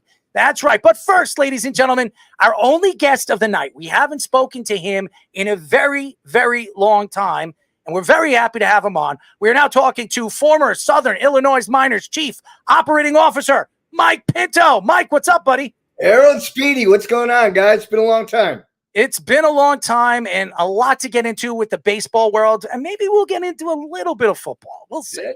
Yeah, a little bit. But, baseball has been such a transitional sport over the last couple of years with the new rules and obviously sports betting. And I want to know, I mean, you've heard that you've heard about this story. The story is right now, it's growing legs. We're hearing so many different stories behind this, the Shohei Ohtani thing. And baseball and betting has been around for a very, very long time. As we know, Pete Rose is not in the Hall of Fame, and I've been arguing this. He should be in the Hall of Fame. He's one of the greatest hitters of all time. If Shohei Ohtani did know something about sports betting with his interpreter, do you believe that the MLB should suspend him and kick him out of baseball? First off, I think the rule is very clear that if you bet on baseball, then there's a suspension. If you bet on your team, you're done forever. Everybody knows it. They cover it in spring training every year. It's in all your contracts. Obviously, what happened with Pete Rose made it a very visible thing. The Black Sox long before that. So this is a pretty simple rule. And I'm an integrity of the game guy. I love this game, and I hate that this is going on. Innocent or guilty of anything, this is not good for baseball right now. This is not the story that we wanted to hear, 3 days before opening day. Yeah, so being that betting is legalized, like you were saying, like they have to have the integrity of the game for your own team. Like, what do you feel about like just betting in other sports in general? Because we were talking about it earlier. Jared Kozar was the last pitcher to be suspended for it, and he wasn't even suspended; he was just fined. So, what are your thoughts to that? Well, I think that was because he was in a state that didn't allow it. I think that may have been one of the factors because, let's face it, DraftKings and the other are very prominent advertisers of professional baseball, all sports at this point. So is it reasonable to think that guys might place a bet on football or basketball? You know what? I have no problem with that. You just can't bet on the game. You can't bet on the game that you're in. There's too much knowledge. There's too much information. That's why all of this just doesn't taste real good to me. I think today, great for Shohei and coming forward and making a statement, but I think there were a million questions left after that was over. And this is not over. I think that they wanted this to be a quick statement. Let's get it behind us. But there are still way too many questions yet to be answered. Did Epi ever bet on baseball? Do we know that for sure? If he did he do it based on information he got from inside the clubhouse? That's why today, going into Major League Clubhouse, security is really tight. Boy, is it ever. Yeah, exactly. To prevent situations like this. And if you have an insider that did that there's big problems there.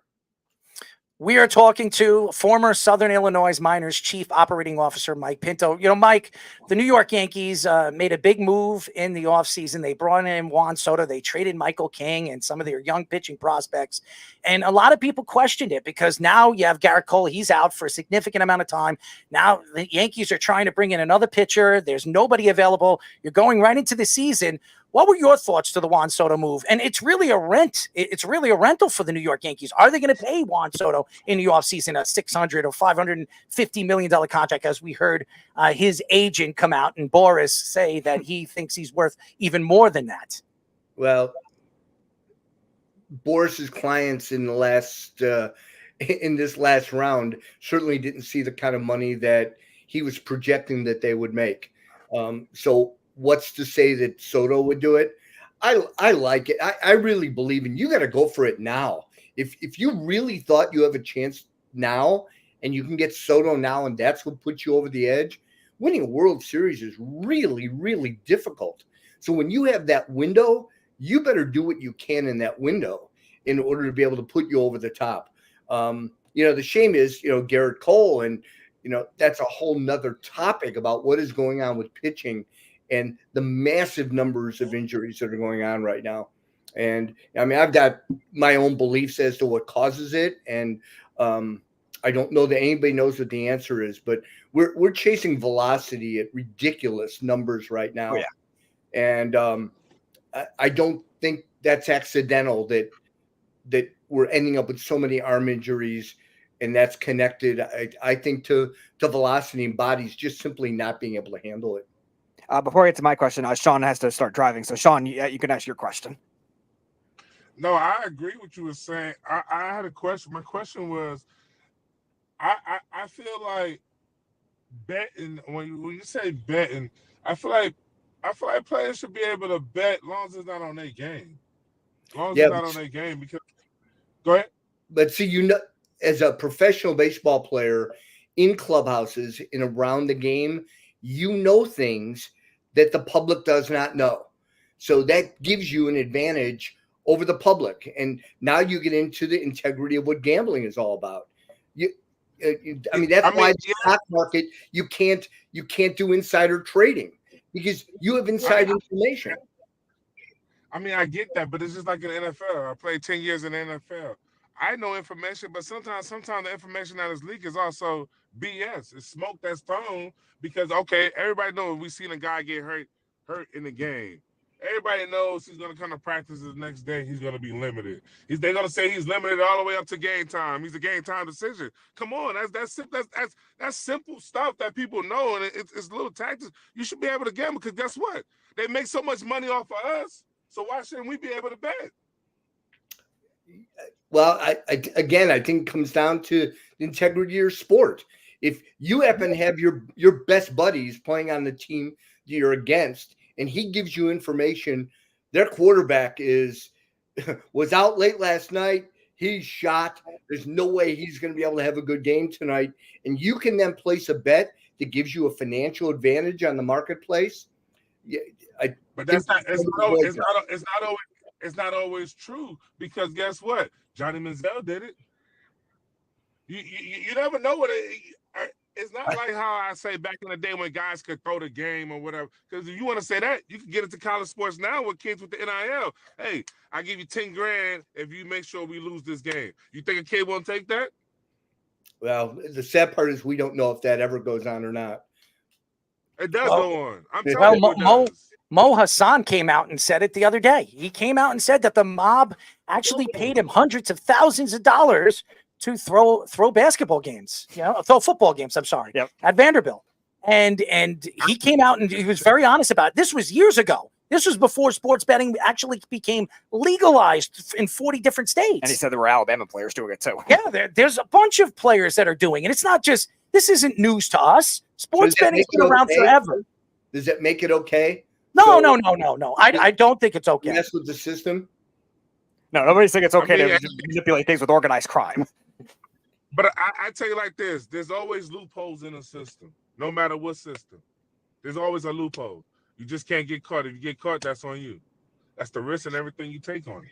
Yeah, but I understand what Mike is saying because, again, the sports integrity has something to do with it. When you look at what's going on with Pete Rose, and I'm going to say this, and I'm going to be very, very nice to the MLB because I'm not a big Rob Manfred fan. Okay, we all know, anybody that listens to this show knows that I have no respect for what he has done for baseball. As you know, he's retiring after 2025 in reasons he can't handle the thoughts of what fans are saying about him. Okay, and the fact is, Rob Manfred, when he took over for Bud Selig, he sat down with Pete Rose, and Pete Rose spoke to him and really went back and forth with him about the game of baseball and how he admitted that he bet on sports. He bet on baseball, but he didn't bet against his team. He bet for his team. So does that make it right? Does that make it right? But if Shohei Ohtani is getting away with this, if Shohei Ohtani, and I know baseball is going to investigate this, and they're going to find something out, but they're not going to come out with it because they know Shohei Ohtani is the biggest star right now in professional baseball. They're making billions and billions of dollars on his product and jersey sales and everything, hot dog sales, hamburger sales. Why would they take their best player out of the sport? It would ruin the game. You're bringing in millions and millions of fans from Japan and China, these people that are looking up to Shohei Ohtani. So why, I repeat, I would sit here and say, why would baseball ever put their biggest star in the gutter, put their biggest guy in a jail cell? It's not going to happen. And I'm going to tell you this right now, no matter what baseball finds out, there's no way in hell they're going to suspend him and throw him out of baseball. Al, here's the problem with that theory is that this is all public now.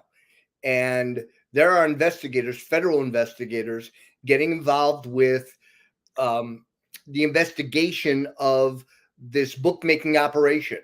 There's going to be testimony. That's when this whole thing with Belko and all that fell apart. All these guys could deny all they wanted until they were put in a position to have to testify. That's going to happen at some point. Somebody is going to have to testify in front of a grand jury over how this has all gone down. And at some point, it's all going to come out. Can baseball have the integrity of its game go down because they were chasing the dollar right now? Well, first of all, we are talking to former Southern Illinois Miners Chief Operating Officer, our friend Mike Pinto. Yeah, I was going to say, like, I was even mentioning in the first segment of the show, like, what if it even expands even further to, like, Japan? If he's betting on stuff in Japan, this guy, there's allegedly 5 other clients that ended up. Come on, Speedy. If he was betting now, he was betting then. Yeah. It's not. This is not a new story. If he's doing it now, he was doing it then. He's got more money now. So $4.5 million is pennies to him. He doesn't care about $4.5 million. To me, to you, to Sean, to any one of those guys. Sean's not in the NFL anymore. To any one of us, $4.5 million is a lot of money. Even Mike, that's a lot of money. But to guys like Shohei Ohtani, who deferred $700 million, that's making probably going to make about $50 million this year in endorsements, jersey sales, and everything like that, because I know he's a part of all those negotiations in his contract. You think that $4.5 million is a turnoff to him? If anything, he's turning on, give me some more, give me some more. So, Mike, what I was going to ask Bust the rhymes, baby. Is because give me some more. Because of the international threshold that baseball has with Japan, with all the Caribbean countries, etc. do you think they'll have to even investigate that even further to set a standard for prospects coming into baseball, sometimes coming in at 16? I mean, this is a real deep rabbit hole, I think, once we get started down this. I think there were a lot of questions today that people came away and say, well, I still didn't get the answer on that. So some that come to mind to me would be, one, that a bookmaking operation allowed a guy who was an interpreter to go on the line for $4.5 million. That seems hard to believe that they would do that. I think the second part comes, how on earth did an interpreter get access to be able to send 9 wire transfers? Yeah. How is there not a system in place with someone of that immense wealth that there would be a notification system to his representatives, to his accountant? I'd like to hear from a banker as to what exactly would be this process to transfer that amount of money. So those are just a few questions that come to mind. How about, so Epi was involved with this. Let's say Epi was the one that was placing the bet. It was not Shohei. It was Epi. But now he's into these guys for $4.5 million. They want more than the money. If we're going to let this go for a little bit, we want information. And you might not have bet on the game, but you might have had information on the game. Shohei Ohtani's going to need an EpiPen after he gets convicted. Yeah, I just hate seeing it. I hate seeing it for the game. What a big superstar. But Pete Rose was as well. And I'm a little closer to this. I was a coach back in 2002 and 2003, and Pete Rose Jr. was on our team, and love Petey, just love him to death. He's a great teammate. He played the game hard every day. But if you think back when this all first came out with Pete, he said he didn't do it. And then he said he didn't bet on baseball. And then it was, okay, I bet on baseball, but I only bet on my team to win. So it's like more kept being revealed.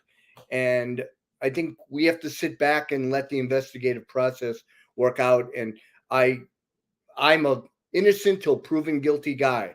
And so I really want to think that he was, when I think back to the Manti Te'o stuff that was going on, right? And I love that story. And he was destroyed. He was absolutely destroyed.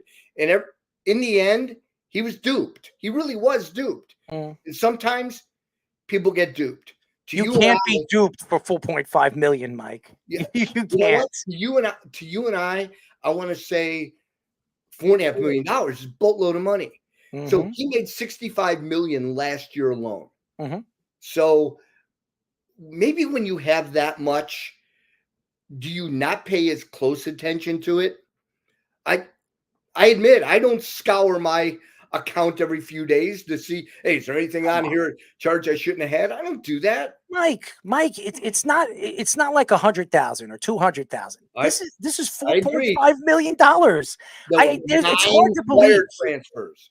How did that happen? That's what I want. That's what I want to know. And I understand if people, obviously Keith saying that he's not going to be convicted. Okay, that's your opinion. He shouldn't be convicted. He might not get convicted because the federal, the way federal works and all that other stuff, you have to be proven to be guilty and all that other stuff. That's great. Okay. And by the way, steroids shouldn't have been allowed. And the only reason why the political world got involved with it, the senators and the House of Representatives got involved with it, is because it became a huge story. If Jose Canseco didn't come out with that book, this would have never happened.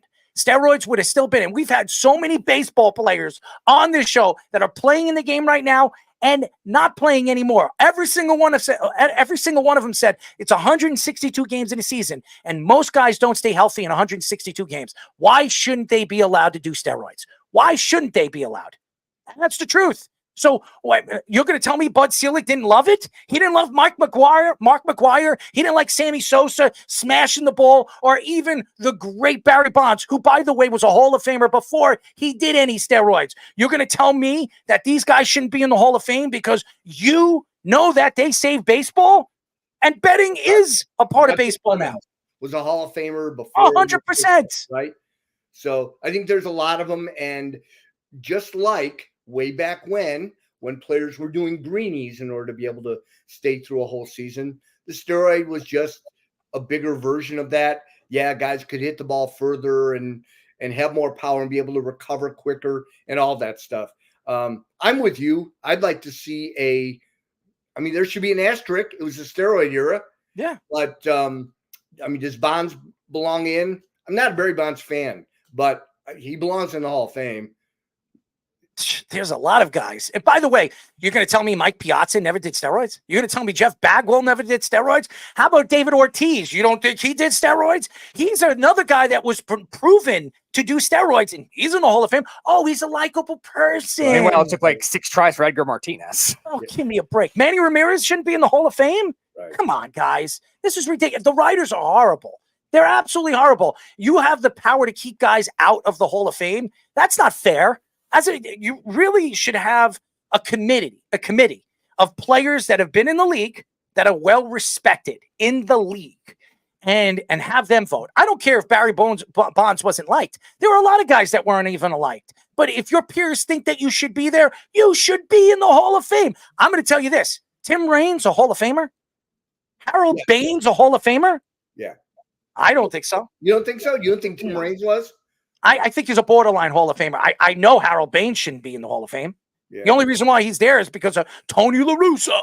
Right. I mean, that's the only reason why he's there. It's just the facts. And it's a love fest. Now it's become that in professional sports. Baseball used to be so hard to make it to the Hall of Fame. Now you got guys. Tim Raines wasn't one of the greatest players of all time. He wasn't. And either was Harold Baines. Barry Bonds was. Roger Clemens was. Right. I mean, come on. If they're not in how about this? Why isn't Andy Pettitte in the Hall of Fame? He came out. He stood for what he said. He's one of the greatest playoff pitchers we've ever seen. Why isn't he in the Hall of Fame? Oh, I don't know. You have all these other guys that we've seen go into the Hall of Fame.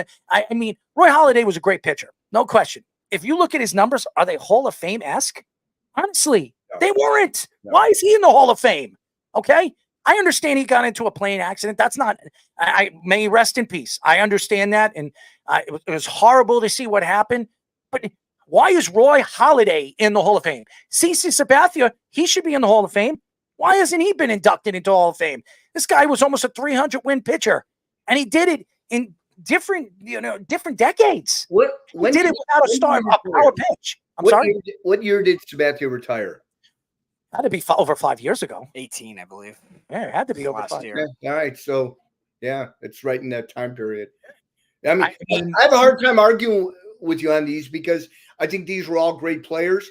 I think part of your system is wrong though when you talk about having players vote them in because they tried that with the quote veterans committee. Yeah. And what they found was the veterans didn't want anybody that were in the Hall of Fame, didn't want anybody else in their private club. So they didn't vote anybody in. And so that was going on. Listen, I have a lot of respect for Joe Mauer. Okay. I think he was a great catcher. He was fantastic. And they moved him to first base. When you compare his numbers to Don Mattingly, I'm sorry, Don Mattingly was a better player. Yeah. Why isn't Don Mattingly in the Hall of Fame? The guy didn't get even 50% of the votes. Yeah. This guy's one of the greatest first basemen. I can name a bunch of guys that should be in the Hall of Fame. There was one that played for the Mets. Great defensive player, Speedy. Speedy? Who? Keith Hernandez. Keith Hernandez, ladies and gentlemen. This guy was the best defensive first baseman we've ever seen. Why is he in the Hall of Fame? Best I've ever seen. Why is he in the Hall of Fame? Oh, I don't know. Because the committee didn't want him there? Oh, the writers don't want him. Everyone should have to grow out their mustaches for Keith Hernandez now and Don Mattingly. I can name a bunch of them. And it's horrible. It's horrible how the baseball writers control everything. Oh, I don't like him, so he's not going into the Hall of Fame. I don't care if you like him. He was a great player. I watched him play. I might have been a kid at 14, 15 years old when I watched this guy play at the top of his game. I know baseball. It's not like I was blindsided when I watched this guy bat hit 50 home runs back-to-back seasons and have over 140, 150 RBIs. Carl, 7 years straight. Carl, him being the second spinner should make him more of a worse than to get into the Hall of Fame. That's pretty epic from the Dookie, Carl.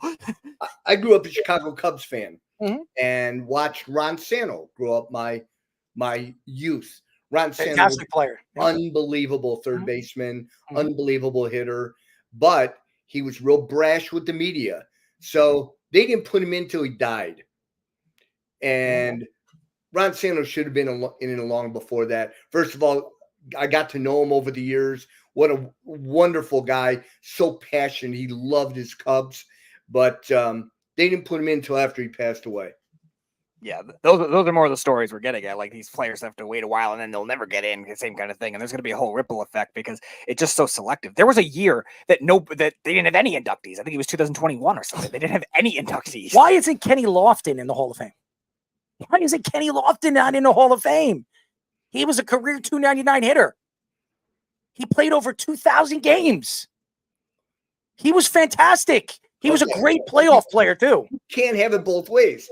A minute ago, you were just saying there's too many guys going in the Hall of Fame. He was a great player. You're going to tell me Harold Baines was better than him? Oh, no. You won't get Okay, that's what I'm saying. It's the hypocrisy of it. That's what I'm saying. It's disturbing. How does that make sense? Haven't liked it for a long time. I have found many of those writers, when you listen to them or read what they've written about this, are pretty snarky and sarcastic and feel they're above it all. We've had them on the show. Trust me. We've had them on the show. We've had a couple of them on the show that are writers that vote. And I sit there and some of the explanations that they've given us have been absolutely horrible. And then we have our friend Ryan Spader that likes to rip all those people. Oh, I love Ryan. Ryan speaks from the heart. He speaks from the truth. And I love it because he came out and said, I did steroids and I never was a major league player. You're going to tell me I was a minor league player and I played in the minor leagues for 5-6 years and I could never get into the big show. And I did steroids. Does that mean that I cheated? I mean, seriously, it's not easy to play in the major leagues. You could do steroids all they want. You can't, it doesn't make you see the ball better. Amphetamines do. Amphetamines have been around since the 60s, the 50s. Mickey Mantle could have been doing it. Babe Ruth could have been doing it. Everybody, Ted Williams could have been doing it. Oh, but they're in the Hall of Fame. It's okay for that. It doesn't make sense. They all did do it. Yeah. That's cheating. Yeah, you know what? And that's what I said. That steroids of the last era were similar to the amphetamines before that. So it was what they used to get through. And then it went to steroids. There should be like I said, I think there should be an asterisk that those guys get in, but noted that it was a steroid era. And I think at that time, too, they were trying to do it to get more guys in the Hall of Fame at that time in the 50s and 60s because it was just coming out. Now they're so picky all of a sudden. Yes, Keith, greenies were introduced around the 70s and 80s. Yeah, and that was before the ripple effect of the steroids began in the mid-90s. And that's why we're saying it's a sport of hypocrisy is really what it is. Baseball has been a sport of hypocrisy. I mean, if you look at all the sports, and even everybody, if you're a decent player in the NBA, you're going to the Hall of Fame. It doesn't matter. Everybody goes to the Hall of Fame. I mean, look at the inductees every single year. There's like 5 or 6 of them. Baseball, you're lucky to get 2 of them. Yeah. I mean, seriously. And then when you do, if there's nobody good enough, they say, oh, God, you know what? We'll put Joe Mauer in. He looks like a nice guy. We'll put him in. It makes sense. I don't care. I know we've had a lot of guys that have played with Joe Mauer. He seems like a nice guy. His numbers, sorry to say, he's not a Hall of Famer. I'm just speaking the truth. That's my opinion. I'm not saying that Joe Mauer wasn't a great player. I got to go look at him. I got to go look at those numbers and see. Speedy, bring him up. I also want to compare Kenny Lofton to Tim Raines' numbers. Now, I'm going to do that after we get done. Oh, man. I'm going to tell you this right now. Tim Raines was a good player, but Kenny Lofton, he did it in playoff games. It wasn't like Kenny Lofton just did it in the regular season. Look at his career playoff numbers. I mean, the guy was a consistent hitter. He was unbelievable. Fast guy, could play he could play multiple positions in the outfield, and was one of the best defenders we saw of that decade. So again, I'm just speaking the truth here.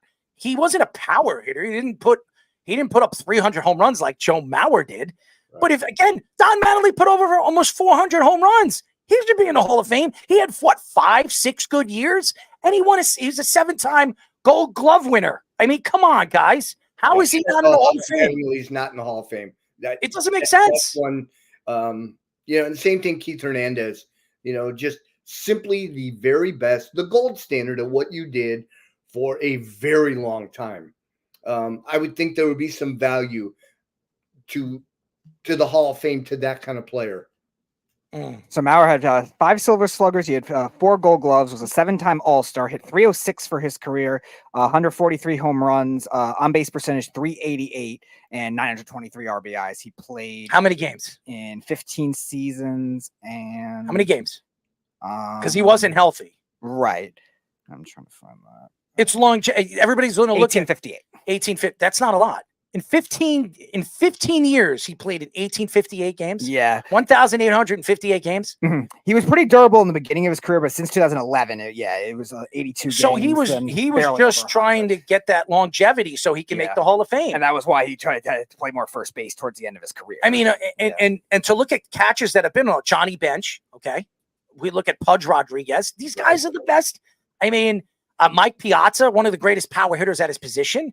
I mean, what stands out to Joe Mauer? What? Because he won Silver Sluggers? Come on, guys. He should have been a first baseman. If he was a first baseman, he wouldn't have even been looked at as a Hall of Famer.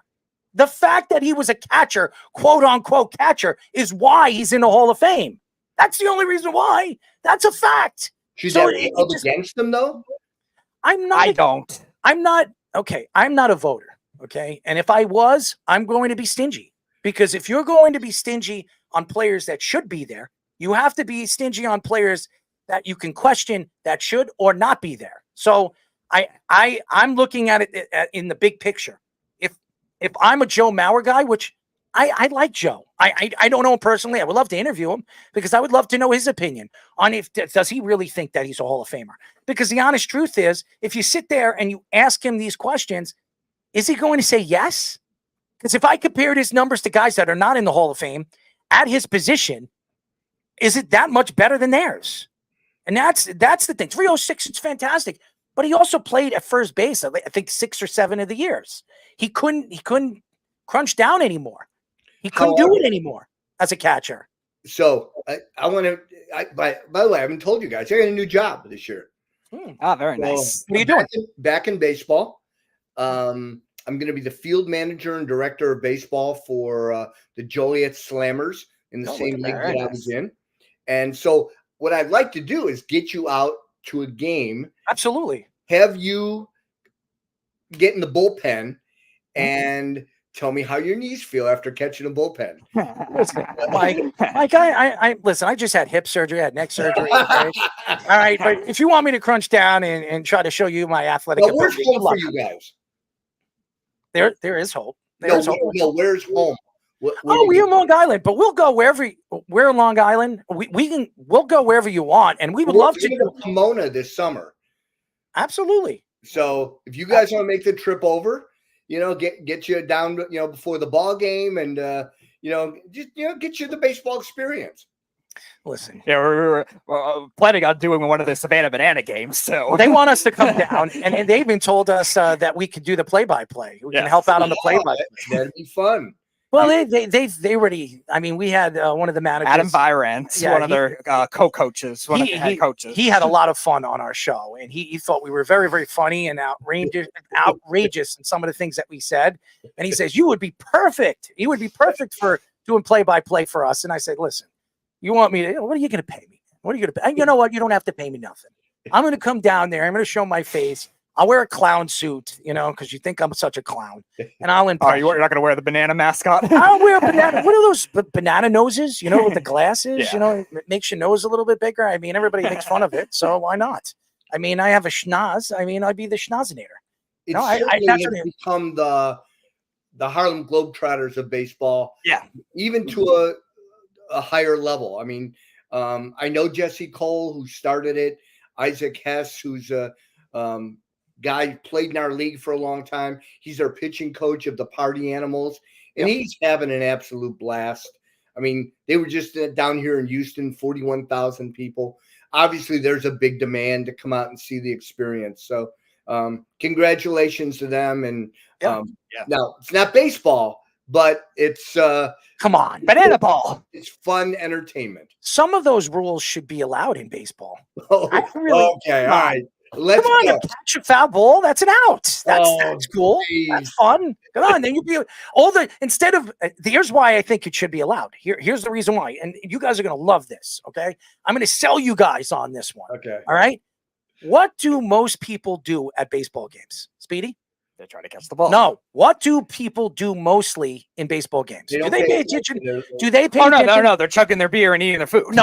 No, they're not. Speedy, how many games do you go to? I went to 4 last year. Well, obviously you're not watching people. They're looking at their phones. And their phones, yes, They're are. looking at their phones, looking at scores, looking at what girls writing to them on Bumble or Tinder or whatever the heck they're on social media. They don't give a crap what's going on in a game. They're just happy that they have a sexy girl next to them or a beer right next to them and a hot dog in their pants. Okay, Speedy, like you. You like the hot dogs. You like the sausages. Yeah, I do. Okay, so there you go. I mean, Speedy would be just paying attention to the big, thick sausages he eats. I mean, yeah, there you go. You know the truth. So, I mean, if you catch a foul ball, you're paying attention to the game. That to me is interesting. Then all the fans are going to be aware of what's going on. You can help your team. You can help your team out. Why not? So that's one of the only rules I would take from the banana ball. That's the only thing, because it'll help baseball out to keep people's eye on the game. That's where I think it helps it, because I think it's disturbing when I go to a baseball game. There's 55,000 people there, and all I see is flashes, and I see everybody's eye on their phone. They don't care what's going on. I'm spending $150 on tickets at the third baseline in a bad game. That's a bad game. $400 in a good game. And I'm buying hot dogs and hamburgers and chicken tenders and all this crap that I'm buying. And by the way, nobody's paying attention to the game. Maybe they're all betting like the Shohei Ohtani's former interpreter. I mean, you're paying Shohei Ohtani how much money? $70 million a year. That's what you're paying. They got to get their live bets in. And you're not paying attention to the game. As a matter of fact, do you know what the Dodger fans do? They wait until the third or fourth inning till they show up to games. Yeah. That's all. Then they leave early. What was that, Mike? Then they leave early. Yeah, it's ridiculous. They don't fight the traffic at the end of the night. You know what? Give me the tickets. I'll go hang out in the bullpen, right next to the bullpen. I'll be talking crap to, guys like Shohei Ohtani. I'll say whatever I feel. He might throw a ball at my head and knock me out or do something else. But hey, maybe I'll get a free ball out of it.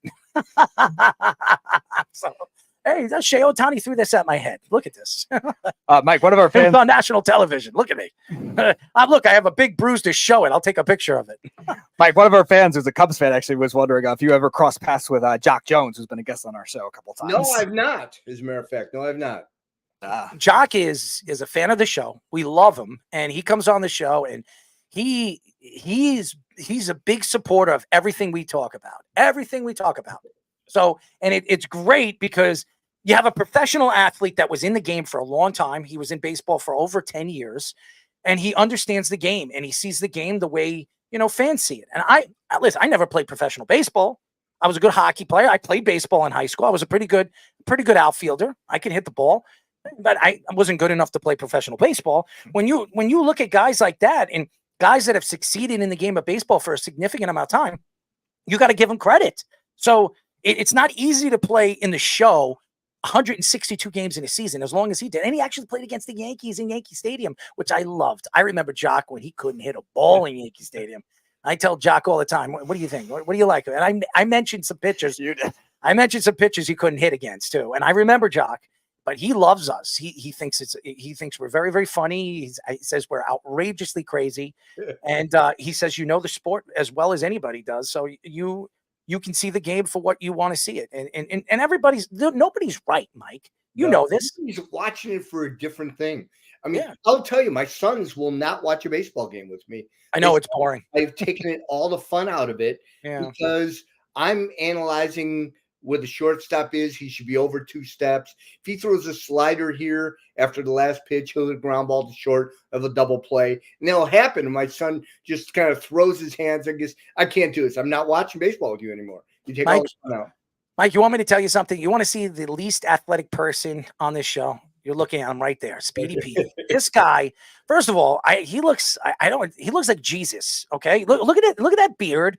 Look at that hair. I mean, he is scruffed out. I mean, we interviewed Charles Oakley over the weekend. We went to the Woodbridge Brewery. We went to see him, and I told Charles, I was like, look, my co-host, my partner over there, who does he represent? What does he look like? He says, I don't know what you're trying to say. I said, honestly, what does he look like? Doesn't he look like Jesus? And he looked at it. He's like, he kind of does. He kind of does. I mean, Speedy, you do. I mean, cut that hair, shave that beard. Get you some lighting. You got to get you some lighting. You're like the shadow now. And he is. Look at him. I mean, seriously, how many things do you think he's like? How much lice does he have in that beard of his? I mean, seriously, he probably is growing crabs in other places of his body, right, Speedy? Crabs? You've never had crabs? Not on my body. What kind of crabs are we talking about? What type of crabs do you know? An animal? Well, I'm not talking about that crabs. There is a bug called crabs. I mean, did you know that? No, I didn't. Well, good. Now you know. So if you itch in private areas and you realize there's something wrong, go to the doctor and they'll tell you about crabs. I mean, you can get it from all different people, including gorillas and dogs and cats and maybe women. So there you go. You learn something new every day. I've only had physical encounters with one of those things. Yeah, bed bugs. Have you ever encountered bed bugs? How do you encounter bed bugs? You're sleeping. Maybe you don't, but maybe the rest of the world does. You see, Mike, you could throw him a curveball and it'll go right over his head. He has no idea. But Mike, we really appreciate your time. We would love to come down and check out your team, and then maybe maybe if you want, we'll help out on the play-by-play. We'll make people laugh. You know, I'll reach out before we come down. I'll give you plenty of notice, get you the dates and all that stuff, and we'll put some details together. Absolutely, we'd love to. This guy right here, I'm not lying to you, one of the best play-by-play guys you will ever meet. I'm not lying. Football, baseball, hockey, everything. That guy right there, I'm not analytically. This guy is gifted. You give him a script of stuff about the baseball players and what their analytics are.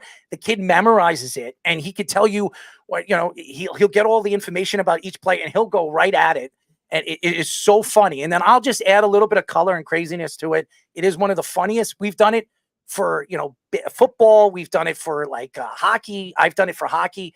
It is funny. It is really, really funny. He is a funny kid. So we need a little segment in the show, right? Yeah. Just the analytics segment with you dropping in your bombs. Hold on, Speedy. But we're going to give you some sound effects, okay?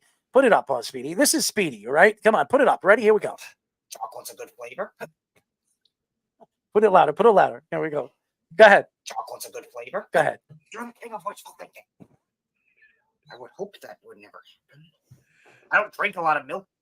You sound like a frat boy. I'm not licking anyone. Irrelevant. Men in Black memory eraser. You're not naming them that.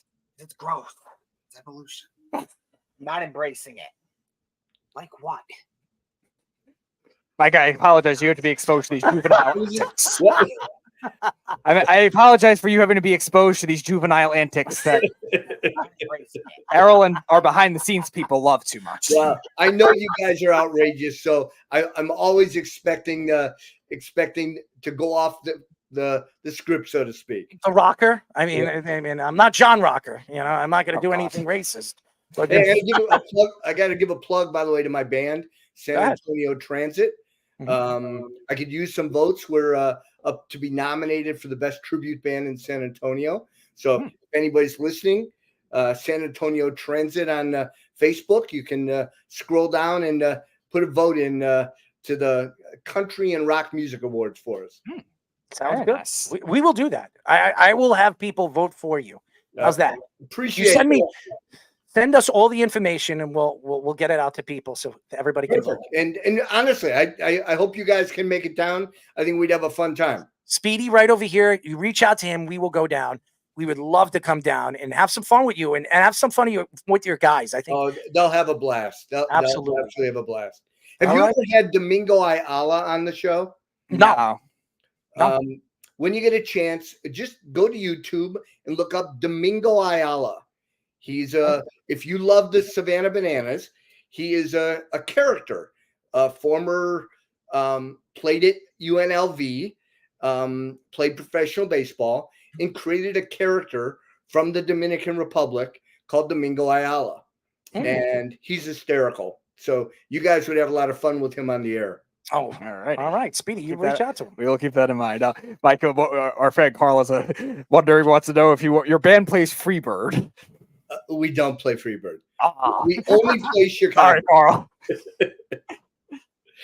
Carl. Well, Carl actually plays with many different instruments, Speedy. The instruments you love, Speedy. You like... Carl, elaborate more on instruments. Anyways, you see, Mike, it went over his head. No. I knew exactly where that was going. I wasn't touching it. He likes to play. He likes to play the flute. I've never played the flute. Oh, you play the saxophone. I did. Years. He likes the big saxophones. They make a lot of noise, right, Speedy? Well, that depends on how loud you actually play it. There's nothing to do with the 4 types of saxophones. You like to blow in it? Yeah, but again, that's the same amount of power you exert in your body is how you play that. It has nothing to do with the pitch. You got a lot of power in it. You got to blow right into it. Thank you. I know how to play a loud note. I'm sure you do. I know you know how to hit the big notes too. Thank you. Mike, we love you. We'll talk to you soon, man. Always a pleasure. Mike Pinto, ladies and gentlemen, former Southern Illinois Miners Chief Operating Officer. He's doing great things right now. We love him. We would love to go down and have some fun with him. He was always a great interview and great personality. And like I said, Mike knows baseball as good as anybody. He's been in professional baseball for such a long time. I didn't even know he had another job. Speedy, you got to do your investigation here. Instead of playing those flutes or whatever you're playing, the saxophone or whatever. I haven't played it in a while. I'm sure you haven't.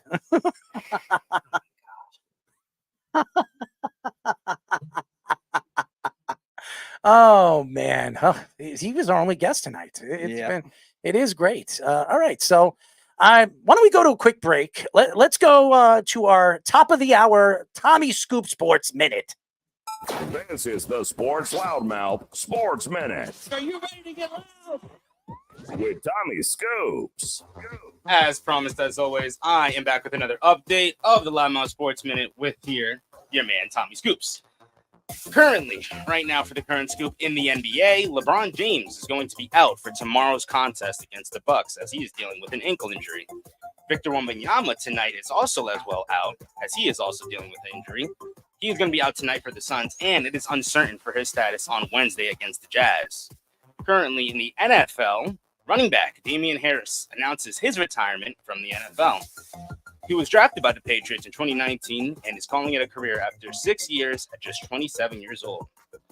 Other news, the Browns are going to be re-signing safety Rodney McLeod as there is currently no details on the contract extension. He will be returning to Cleveland definitely. Now it's going to be time for Scoops and Scores. I'm going to give you a quick rundown of the NBA games currently running right now. Currently, New York has a 66-44 lead over Detroit, with Brooklyn having a 1.55-54 lead over Toronto. Cleveland has an 86-68 lead over Charlotte, and Boston has a 78-67 lead over Atlanta, with Washington having a 44-41 lead over Chicago. Portland has a 45-38 lead over Houston, and Phoenix has a 50-43 lead over San Antonio.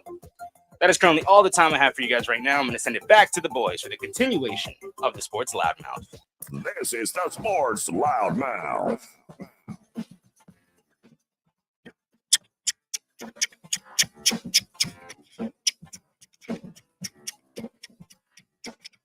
That's my mouth, baby.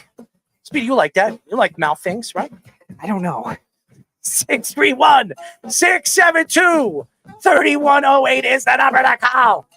You're listening to the Sports Loudmouth. I'm your host, Errol Marks. My co-host, Speedy Petey, and Sean Smith. Sean disappeared again. What is he doing? He had his cameo for tonight. He shows up and he disappears. It's like a magician. He just pops in. I mean, how many hot dogs did he eat today? He didn't have a lot of hot dogs, right? Allegedly. Well, what did he eat? Yes, he had chicken salad, ladies and gentlemen. Remember, you can go to our website at www.worldwidesportsradio.com. Check out all our shows throughout the week, including The Loudmouth with me, Speedy Petey, and Sean Smith every single Wednesdays and Thursdays at 7 p.m. All you have to do to tune in and check out our local listings for all our shows, you go to our website at www.worldwidesportsradio.com. sportsradio.com. By the way, ladies and gentlemen, check us out on Spotify, check us out on Apple, YouTube. We have a new YouTube channel. We just posted up like a month ago. We have over 130, I think, subscribers now. It's growing very, very fast. We're hitting 10,000 views on our shorts. It's shout out to all the fans that are tuning in and checking out all our different things. Over 100,000 downloads on Apple, 45,000 downloads right now on Spotify. And we just started that about 6-7 months ago from the Worldwide Sports Radio Network. So shout out to all the fans that are tuning in and downloading us and checking out our crazy takes, what's going on in sports today. Now, ladies and gentlemen, I know Carl is shooting some information at me, and he says, why aren't you reading off any of the things that everybody is posting comments? So I'm going to read off some of the things that some of the fans have said. Carl's telling me that Errol is baiting you, Speedy. That's what he's saying. Thank you. I know that. And then, by the way, Carl says, Speedy tickles the ivories. I don't know what that is. Speedy blows on woodwinds. That was good, Carl. I'll give you that one. And then, Keith says, Speedy plays a mean skin flute. I think that's true. I never heard of a skin flute. Well, I'm sure you haven't. I mean, have you? I know there's a pan flute that's different from a regular flute. But a skin flute would be something that you skin. You understand? I don't know. I never heard the term before. I'm I'm sure it exists. There's plenty of other musical cultures I don't know about. I mean, you like to blow things, right? I don't know. You just said you like to blow a saxophone. That was years ago. I mean, you like to. I was in high school. Well, now you're not. You're a grown up now, 28 years old, and you like to blow things, right? I don't know. Well, you like to eat things. Thank you. Everyone has to eat to survive. Gross. That's gross. Give me another one for all the fans out there. Let's give it Speedy's. We have a board for Speedy, the great Speedy Petey, ladies and gentlemen. There's barely any hair on it. Louder, Speedy. Come on, put the volume up. Viewing this nonsense to a bunch of random people. I would hope that would never happen. You're the king of wishful thinking.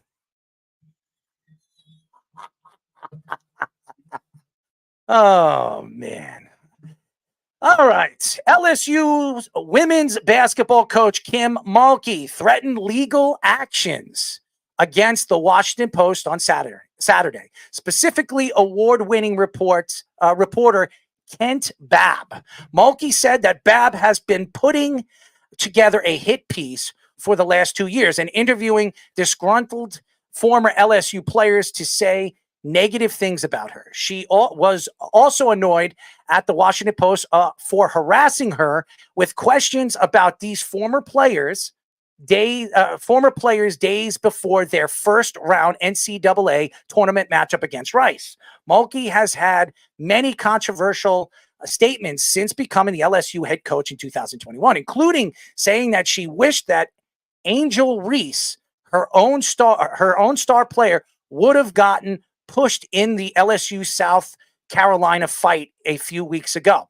She also was against the COVID-19 vaccine and refused to speak about Brittany Griner's detainment. Mulkey won the national championship last year with LSU and won 3 national championships with Baylor.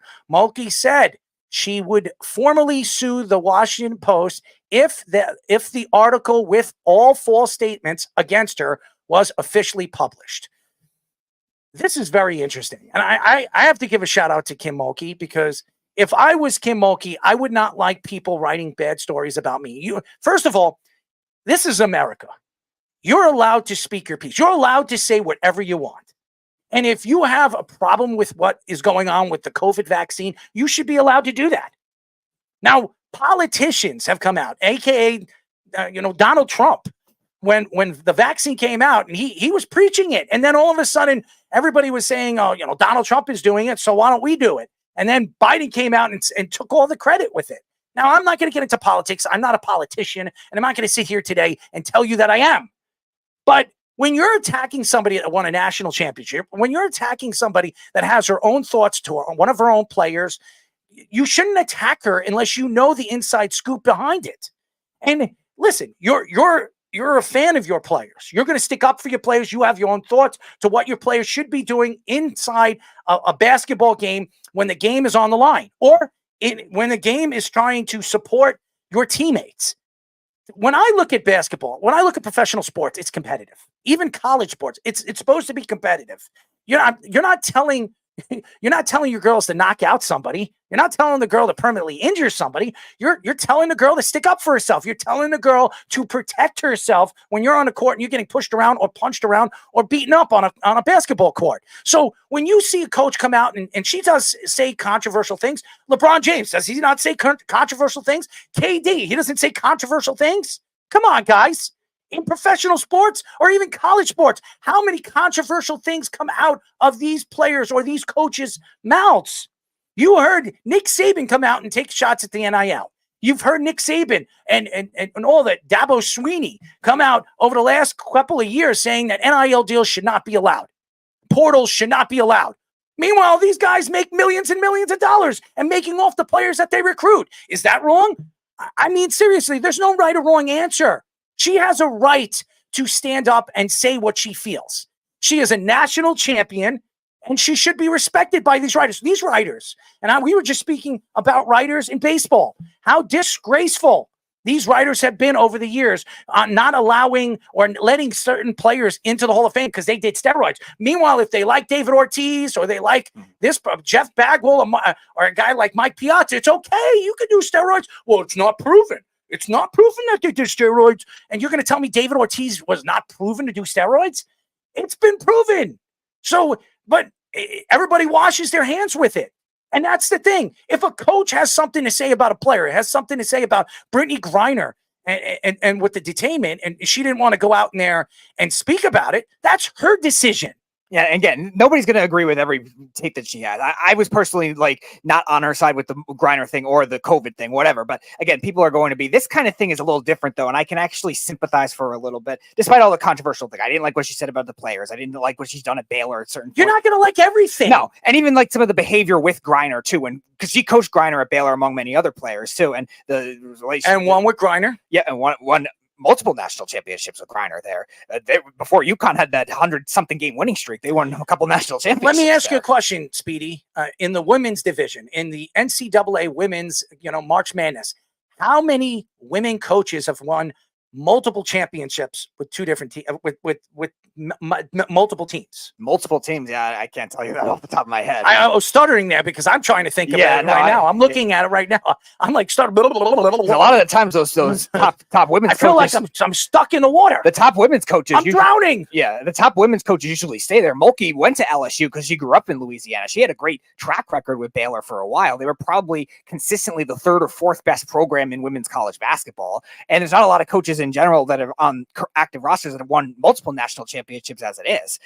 And that kind of thing with Baylor, the principles that she set there rubbed a lot of players the wrong way. I do believe there are players that are telling the truth that maybe there is some negativity with her, the way that she's very aggressive. She's very controversial. All right. But hold on. Yeah. Let me cut you off here because I know you like to just go on a rant over here, and I'm kind of lost on what you're saying.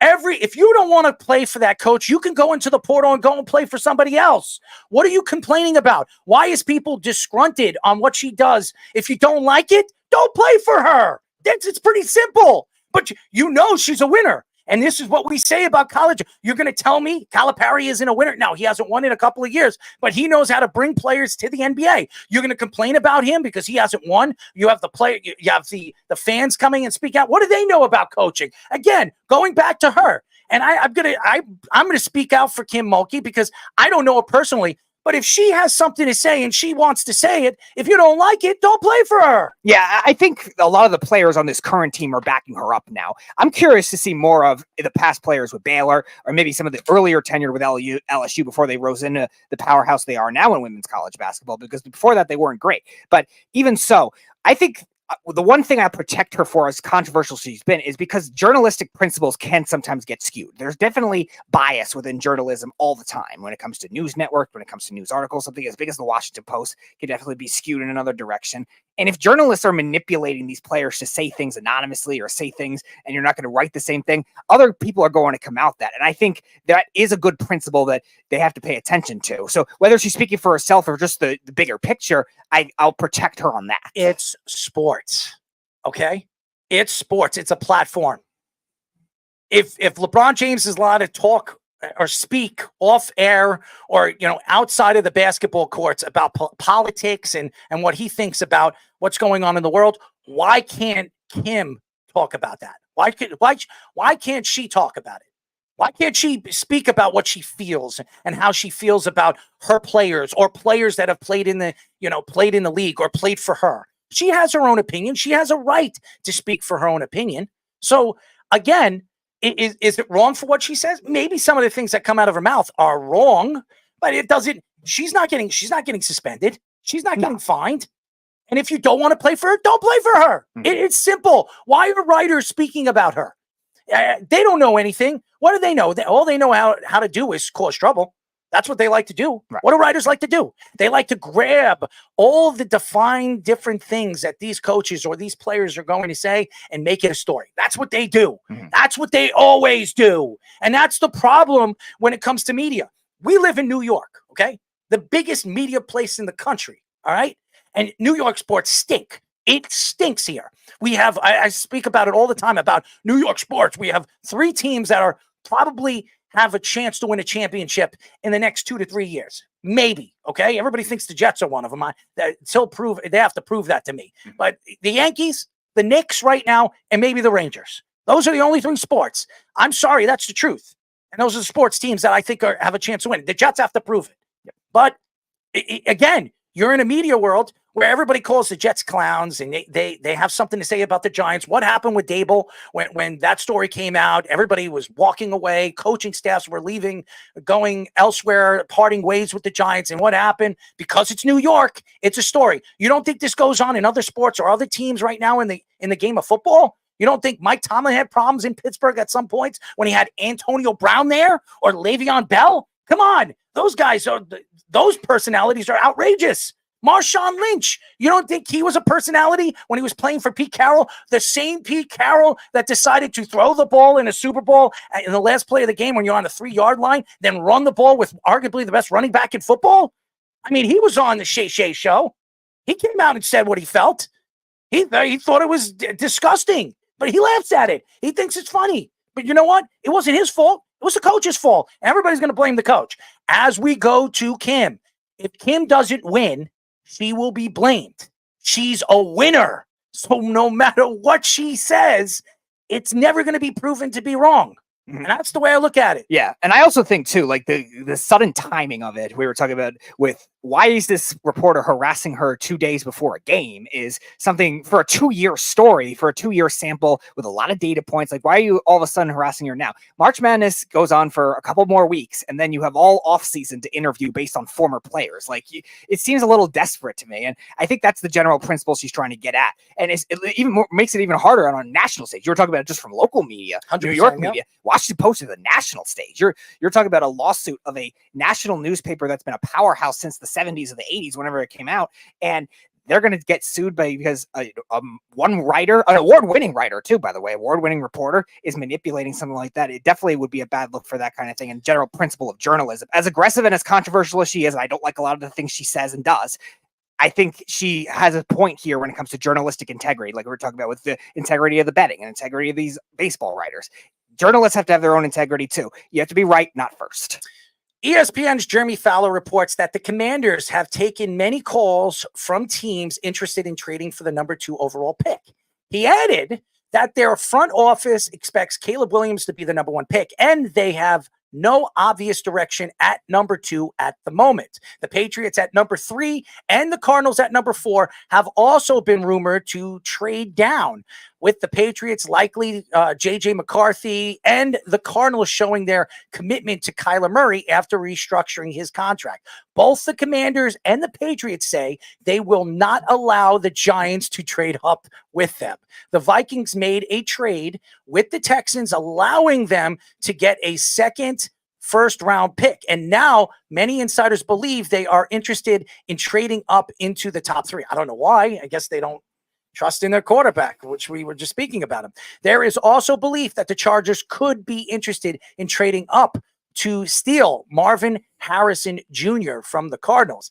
At quarterback, the Commanders traded Sam Howell this offseason and signed Marcus Mariota. Marcus Mariota? Are we kidding here? Honestly? Sam Howell had a good season last year, and I feel bad for Eric Bieniemy. Yeah. Now, I did he get a coaching job in college? Yeah, UCLA. So he has a chance. I think he has a better chance as a college coach right now than being an NFL coach, because I think he interviews very, very bad. And by the way, as Sean Smith has come out and said that he had a drinking problem over the years, and okay, that's cost him an opportunity to maybe get a job in the NFL. You can't look at somebody from the past. You have to look at somebody moving forward in the future. I know people make mistakes and people deserve second chances, but this story with the Commanders, I know they want Caleb Williams. Okay. Everybody knows they want Caleb Williams. They're not getting him. The Bears decided to trade Justin Fields because they wanted Caleb Williams. Okay. That's the facts here. They got nothing for Justin Fields, a 6th-round draft pick. Yeah. I mean, that doesn't sell me on what they believed in Justin Fields, as all the other players and DJ Moore and everybody came out and saying how high, what kind of class he was on the field and off the field. And that says a lot about him. But I mean, the Patriots, you're speaking about 3 of the top 4 picks that are looking to trade out of that spots. And it says what you believe to be that they don't believe that these quarterbacks are as good as everybody thinks they're going to be. JJ McCarthy looked good in his pro day. What does that say? Yeah. I mean, we don't know what JJ McCarthy is. We know what Jim Harbaugh came out and said. We think that he's going to be the best quarterback in this class, but you have to prove. You got to prove yourself. And J.J. McCarthy, he did win a national championship this past year. He wasn't that great in the national championship. He didn't need to be. They just ran the ball a ton. But if you want to be a top pick, you got to show up in the big game. You're talking to me. I'm not the highest J.J. McCarthy guy. I'm just saying. You spoke about something, and I'm speaking about what I saw. So you look at, the fact is, you look at the Patriots, you look at the Arizona Cardinals, and by the way, the Giants. That doesn't help the Giants out that the 2 teams already said that they will not trade with them to move up in the draft, which tells me that they're not big fans of the Giants. No, and I think you look at the aggressive nature of Washington in the past. Now, granted, new ownership, I think they're going to want to change some things from the previous gross Jan Snyder, but that doesn't mean that these Commanders are not going to be aggressive in different regards where it comes to trading, getting that flashy guy, signing these free agents and all that stuff. I don't think that is changed from them. Now, at the same time, maybe they're trying to be a little more strategic. They bring in a guy from the 49ers to be their new GM. The 49ers have had some good picks when it comes to later in the draft, but at the same time, they've also made aggressive trades themselves. So how much of this do I believe? I don't know. Now, I would consider it if I'm Washington, maybe trading back a little bit, get some extra draft picks if the Chargers do want to trade up or another team does want to trade up. If Minnesota wants to trade up. Hold on. I again, you're sitting at number 2. You have to get a lot back for that number 2 pick. I mean, I still think May could be a really, really good quarterback in this class. I do like J.J. McCarthy. I watched his pro day. He looked pretty damn good. He was throwing the ball very, very well. Now, we've seen Zach Wilson throw the ball very, very well in his pro day, and he wasn't much of anything with the Jets. But it's all about the coaching staff. It matters where he goes, who's the offensive coordinator, who's the coach. I mean, Carolina obviously trusts in Bryce Young, and they brought in a guy in Canales who is a good quarterback coach. If you have a good quarterback coach that's on your roster, that's going to be a quarterback, either your offensive coordinator, quarterback coach, or your wide receiving coach, then you have something that can help the quarterback develop. But there are quarterbacks out there right now in this year's draft where they could be steals. I mean, I don't like to mention this guy. Your least favorite quarterback. And you can mention him. I'm not going to give him Spencer Rattler. I mean, you don't have to scream into the mic, but I know you like to. But you like to scream in a lot of mics, as we all know, and hopefully you keep it, close to your mouth, or don't keep it close to your mouth. I will say this: if you look at guys like Kyler Murray, a lot of people didn't think Kyler Murray was going to be a good quarterback in his class. And Kyler Murray has been, speaking in a third person over the years, and he's fought ACL surgery. But when he came back last year, it was a different Arizona Cardinals team. I don't care what you think of him as a person, a personality on and off the field. The guy could play football. And that's the thing. If you have a guy that can change a game, you don't want to decide, hey, you know what, I'm going to part ways with him because I don't like his personality. Russell Wilson has not gone along with any of his players. We've heard what happened in Seattle. There were numerous players that came out and took shots at Russell Wilson on live radio shows, on podcasts. And now even what happened in Denver, nobody's speaking about Russell Wilson now that he's gone out of Denver. Even guys that are no longer a part of Denver, like Jerry Jeudy, that was out there at a press conference when he got his new contract and was traded over there to the Browns. And they asked him about Russell Wilson and his thoughts of Russell Wilson last year, and he had no comment. So that tells you the type of quarterback, the type of player that Russell Wilson is on and off the court, off the field. So you sit here and you look at this year's draft. Is this a good draft? Now, nobody knows, and nobody could predict what's going to happen. As we've seen the Sauce Gardner draft, everybody said it was a terrible draft. It's not a good draft. Well, wrong again, because we see players, we've seen Pro Bowl and even all pro players that have come out of that class very, very early and even late. And Wooler, I mean, what he did with the Seattle Seahawks. So you can find guys in the later rounds. It just doesn't mean that, hey, you know what? This guy didn't work out. And they're not all first-round draft picks. As a matter of fact, you're better off finding top-end players in the second and third and fourth rounds than the first round. If you look at the drafts in the last 7 years, it's a proven fact. Oh, yeah. The Giants drafted Evan Neal in the first round that year. Well, we know how that's going. I rest my case. What's this over here? The Knicks up by 30. Dante is on fire, 36 points. Dante, I have to give a shout out to Josh Silverberg, who loved Dante Vincenzo, and I didn't even know who he really was. I knew he played for Villanova. I knew he was in Seattle. I knew he played for Milwaukee. He was drafted by Milwaukee, but I didn't know what type of player he was. But boy, oh boy, the type of player he's turned out to be for the Knicks. He's really turned into the John Starks of the New York Knicks. He's really been everything and anything the Knicks have needed since the injuries happened with OG Anunoby, Julius Randle. They needed that other scorer, and they're getting it from Dante DiVincenzo. Who would have thought that? Yeah. Josh Hart's been unbelievable, too. Yeah. It's been unbelievable. He was a guy that didn't get a lot of playing time last year with the Warriors. It was surprising. Yeah. But getting back to the Jeremy Fowler situation with the Commanders right now are rebuilding. They have a new coach in Dan Quinn. They have a new offensive coordinator in Kingsbury. Obviously, Kingsbury's not a big fan of May. I don't understand why. I mean, the guy's got the best arm in this class. There's no doubt that he does. Mm-hmm. And he's the best quarterback, NFL-ready quarterback coming out of this year's draft class. So I don't know what the difference here is. But again, we have to see what these guys are going to turn out to be, where they're drafted. I do believe there'll be teams trading up. Don't be surprised if you see a team at number 13 or 14 that's looking for a quarterback that's willing to trade multiple first round draft picks to move to second or even third to get the quarterback of their choosing. Yeah, Cliff Kingsbury is also there too, and who's the same person that said, "Oh, I love Josh Rosen, he's my quarterback," and then still drafted Kyler Murray. So he could say this and maybe still just take Drake May anyway. But you liked Josh Rosen, so did I. I did. I liked him a lot at the time, but we thought that Sam Darnold and Josh Rosen were the best quarterbacks in that class. Boy, were we wrong. Yes, I did. And it's interesting because thank you, Speedy. Thank you very much. Jaden Daniels is the other one that's there, and maybe Jaden Daniels they think is more like Kyler Murray, better fit for that system. I'm trying to sound like Sean. He's hungry. Well, Sean usually pants a little more first. Could you pant? No, I'm not. Give me a pant. No, I'm not Sean. He pants because he's out of shape. Okay, he can't breathe. He thinks he can outrun. Yeah, that's Sean. That's Sean. That's before he's panting. That's kind of what Sean does, though. It sounds like he's having, you know what? I mean, he's, what the hell is that? That's not panting. Whatever. Maybe I have the wrong term, but making love, baby. Nevertheless, making love. I wonder if they think Jaden Daniels is a Kyler Murray comp, and maybe that's why they want him, and maybe they think they can get him if they trade back a little bit, but still a risk. What is that sound? My bad interpretation of Sean, apparently. Well, something else. Probably. Oh man, Dak Prescott. Pro Football Talks. Mike Florio reports that the Cowboys are willing to let Dak Prescott hit free agency after his last year of his contract this season. The Cowboys were not able to tag Dak Prescott, and he will play on a $55.4 million cap hit this season. Because they restructured his deal in the past, the Cowboys would also have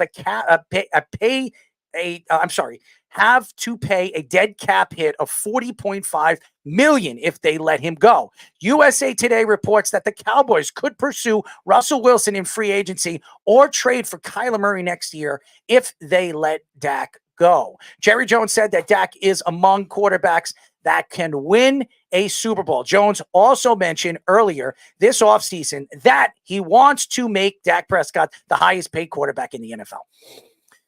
First of all, who's to say Arizona is trading Kyler Murray? Okay, we were just speaking about the restructuring of Kyler Murray. Why would they decide to trade him? Okay, I know it's hot in the studios, ladies and gentlemen. I mean, we could open a window, but yeah, that's on another thing. But on another note, but to get back with this, I think Dak Prescott is one of the better quarterbacks in this league. Now, he does not win. Did Tony Romo win? How many quarterbacks win? Okay, could you name in the last 10 years how many NFL quarterbacks won a Super Bowl? Maybe 4, 5. Usually it's every single year it's the same quarterback or every, a top 4 quarterback. And not because of the quarterback, it's because they build around those players. And even if the quarterback doesn't play well in the playoffs, the team around him is good enough and it hides the deficiencies. The quarterback hides the deficiencies of those teams. Dak Prescott, there's a lot of deficiencies of the Cowboys. And now they lose their best offensive lineman. He goes to the Jets and Smith. All right. Now, Tyron Smith, who's one of the best offensive linemen, but one of the best tackles in all of football, he's 33 years old. He wants to win a Super Bowl. He goes and plays for the Jets because of Aaron Rodgers. Maybe he didn't believe in Dak Prescott. Maybe he did. There are a lot of players that we've interviewed over the last couple of years that played with Dak Prescott and said that Dak is a winner. Dak is a good quarterback, and people misunderstand him as a guy and as a champion. Now, it is not easy to win in Dallas. As a matter of fact, winning in Dallas is like winning in New York. When you're playing for America's team, as they call it, it is not easy to play in front of the fan base. The fan base is crazy. They're nuts, and their knowledge in sports sometimes is a little outlandish and outrageous. We all know that, and Fish knows that, and we'll get Fish in this because I know he loves his football, and he's a coach. I sit here today, and you look at the whole Russell Wilson thing. Russell Wilson is going to be there for 1 year. I do believe that Pittsburgh, he is good. I believe that Justin Fields will win the job one way or another this year for the Pittsburgh Steelers. If he loses 2 games or he loses a game that he should win, Justin Fields is going to be sitting there and he's going to get his chance. And if they believe that Justin Fields is the future of that organization, they're not going to give him that $25 million, player option. They'll renegotiate the deal.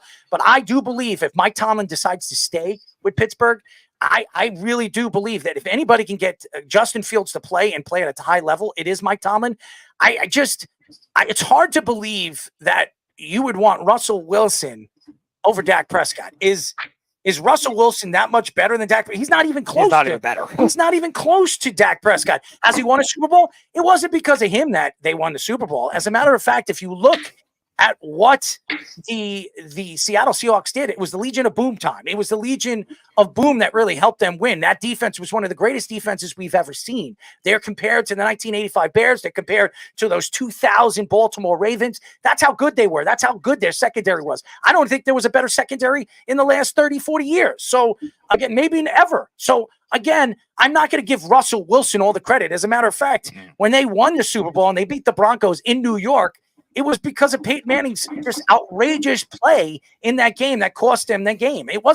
Peyton Manning is not a great playoff quarterback. It was one of the greatest regular season quarterbacks, if not the greatest. So you sit here today, I'm not going to, as a Cowboy fan, like that you bring in Russell Wilson and say, you know what, so long, Dak. He'll go somewhere else and win a Super Bowl somewhere else. Yeah. And also, since Dak came into the league in 2016, him and Russell Wilson have won the same amount of playoff games. Now, granted, one of them was against bad division winners. The Cowboys did it to the Bucs a couple of years ago, and then the Seahawks did it against the Eagles when they won the division at 9-7. But even so, that's what you're dealing with. Like, all right, Russell Wilson won a Super Bowl. He won a lot of playoff games the first 5 years of his career. Fine. He's won 2 since then. And when he had better receivers. The receivers they had on Seattle the years past, besides Percy Harvin, were not that good. And he was making that work then. And now you have DK Metcalf, you have Tyler Lockett, now you have Najigba, and you can't get it done with that. You still have a good running game. Now you have a good offensive line. You can't get it done then. And then with the Broncos, they have good talent, and they wasted it because Russell Wilson doesn't know how to get along with anybody. Dak Prescott's elevated other talent, too. We were talking about it with guys like Brandon Cooks late in the season, played better. Jake Ferguson, Michael Gallup, before he got hurt, played well because of Dak Prescott. And then, by the way, Keith says that Dallas isn't going after Wilson. We're not saying that he is. That's a story. Yeah. And they're going to go after somebody. They're going to bring in a veteran. They're not going to bring in a youngster to come in and be their starting quarterback. They're going to go after a veteran that has been successful, that's won a Super Bowl, because Dak has never won a Super Bowl. No matter how good he was in the regular season or how good he has been in the regular season, he can't get it done in the playoffs. So they believe, but bringing a guy that's won a Super Bowl, hey, we can get him on the cheap. We don't have to pay him $50 million, and we can go after players that can play with him. That's what they're thinking. That's all they're thinking. Well, go ahead, Fish. What are your thoughts to it? You know, even Sean Smith told us the other week that he wanted to play for Coach Mike Tomlin. And it's easy to understand why. He's basically the Yankees, you know, of the NFL. When was the last time they had a losing record? You know, even this year when we thought the Yankees last season the Yankees almost had a losing record, they didn't. Still been since 92, I believe the Yankees haven't had a losing record. Well, Tomlin's at year 17 in the NFL, and I would argue that's arguably probably more impressive with the amount of turnover in the NFL and the salary cap compared to the Yankees being able to spend luxury tax. You know, Tomlin really is someone you want to play for. And I'm going to tell the Cowboys fans who your quarterback next year is. Very simply, it's going to be Russell Wilson. Because Tomlin already came out today and said this statement about Justin Fields. There's a lot of meat left on that bone. And you got to love how Tomlin talks about, you know, sports and his guys. And you could see why people want to play for him. And just wait till what he gets everything out of Justin Fields. I bet he wins the job out of camp. I think Russell Wilson's going to be a backup. He's going to end up either getting traded or released in the middle of the season. And when the Cowboys decide not to pay Dak because he's basically the evolutionary Tony Romo who can't win the big one, they're going to end up with Russell Wilson until they figure it out. And Russell Wilson, I hope, stinks for them. And that's how I feel about it. I guess every other Cowboys quarterback. I'm a big Dak fan. I stick up for Dak. I know a lot of people say that he can't win the big game. There's a lot of quarterbacks that couldn't win the big game or had problems winning the big game. Maybe if the Cowboys gave him pieces around him that actually, CeeDee Lamb's a great player, but what else does he have? Ferguson, a tight end that honestly, he's good, but is he one of those elite tight ends? Is he George Kittle? Is he Travis Kelce? He's not one of those guys. So again, we go back and we talk about the Cowboys and where the Cowboys are right now. Their offensive line is depleted. Yep. They have nothing as a secondary wide receiver. Now they could draft a wide receiver. They did draft CeeDee Lamb, but are they going to draft the right wide receiver? That's the question. And again, you look at Jerry Jones and what he has done over the last couple of years. I don't know. He's given everybody the thoughts on where he's going in the draft because he did that last year. I mean, he's not a smart guy. He's had problems over the last couple of years on his draft. And again, I'm not saying he hasn't drafted good players. I mean, the kid Smith that they drafted, they do. But in the later rounds, they just don't find the right guys. In the early rounds, they find the right guys. In the first two rounds, they find the right guys. After that, they don't find late guys. And that's the thing. If you're a good draft, if you look at Bill Belichick and what Bill Belichick has done over the years when he was in New England, he knew how to find guys in the third and fourth and fifth round. You look at Seattle, what Seattle's done over the years, they knew how to find guys in the third, fourth, fifth, sixth round. If you look at guys, you know, Jerry Jones and what Jerry Jones is just not the guy. He's not the personality. And if a guy like Jeff wants to come on, no cursing on the show, he can come on. But all right, Jeff, you can call back. Just no cursing. We're going to hang up on you if you curse. Okay, bring him on. All right, Jeff, no cursing. I'm not the one that cursed. Okay, I don't want to hear it. No, we're not doing this. We're not doing this right. on here. Right. You're saying that Jake Ferguson isn't a good tight end. He had the 8th most receiving yards out of all tight ends last year. Like you're saying, oh, they don't put good things around him. Jake Ferguson is a top 10 tight end in the league. Does Dak Prescott need to have the best guy at every position to succeed? Well, I will say this. I'm not saying Dak Prescott is Patrick Mahomes. I'm not saying Dak Prescott is one of those quarterbacks. But I am going to say that Dak Prescott, if you give him weapons, they're not giving him anything on the outside. And I'm not saying Jake Ferguson's great. I just don't think I don't think he is great. I think he's good. I think he's okay. Right. I think he's top 10. It doesn't matter if he's top 10. What does that mean? There's not many good tight ends in the league. How many good tight ends in the league? Oh, come on, Jeff. Tight ends in the league. Really? Who besides the 3 or 4 guys that we mentioned? Sam Laporta, Travis Kelce, yes, Dallas Goedert. Dallas Goedert is not good. Dallas Goedert is not good. He's not good. I mean, Kyle Pitts. Kyle Pitts stinks because he doesn't have the right quarterback. David Njoku, TJ Hawkinson. David Njoku is so wishy-washy, okay? He's never consistent. So stop with David Njoku. Mark Andrews. Mark Andrews, George Kittle, Laporta, and Travis Kelce. There are your four right there. The other guys are wishy-washy. You don't know what you're going to get from them. And Jake Ferguson is right there with them. Ferguson is 8th in the league in yards. 8th. That's fine. But you even say about the Cowboys, they know how to jack up yards and points at the end of the game. So that's what you're going to see from Jake Ferguson. If you look because Dak stinks at the beginning of games. But Ferguson's still top 10 in the league, dude. Like you're making excuses for a dude. Like, he has to have the best guy at every position.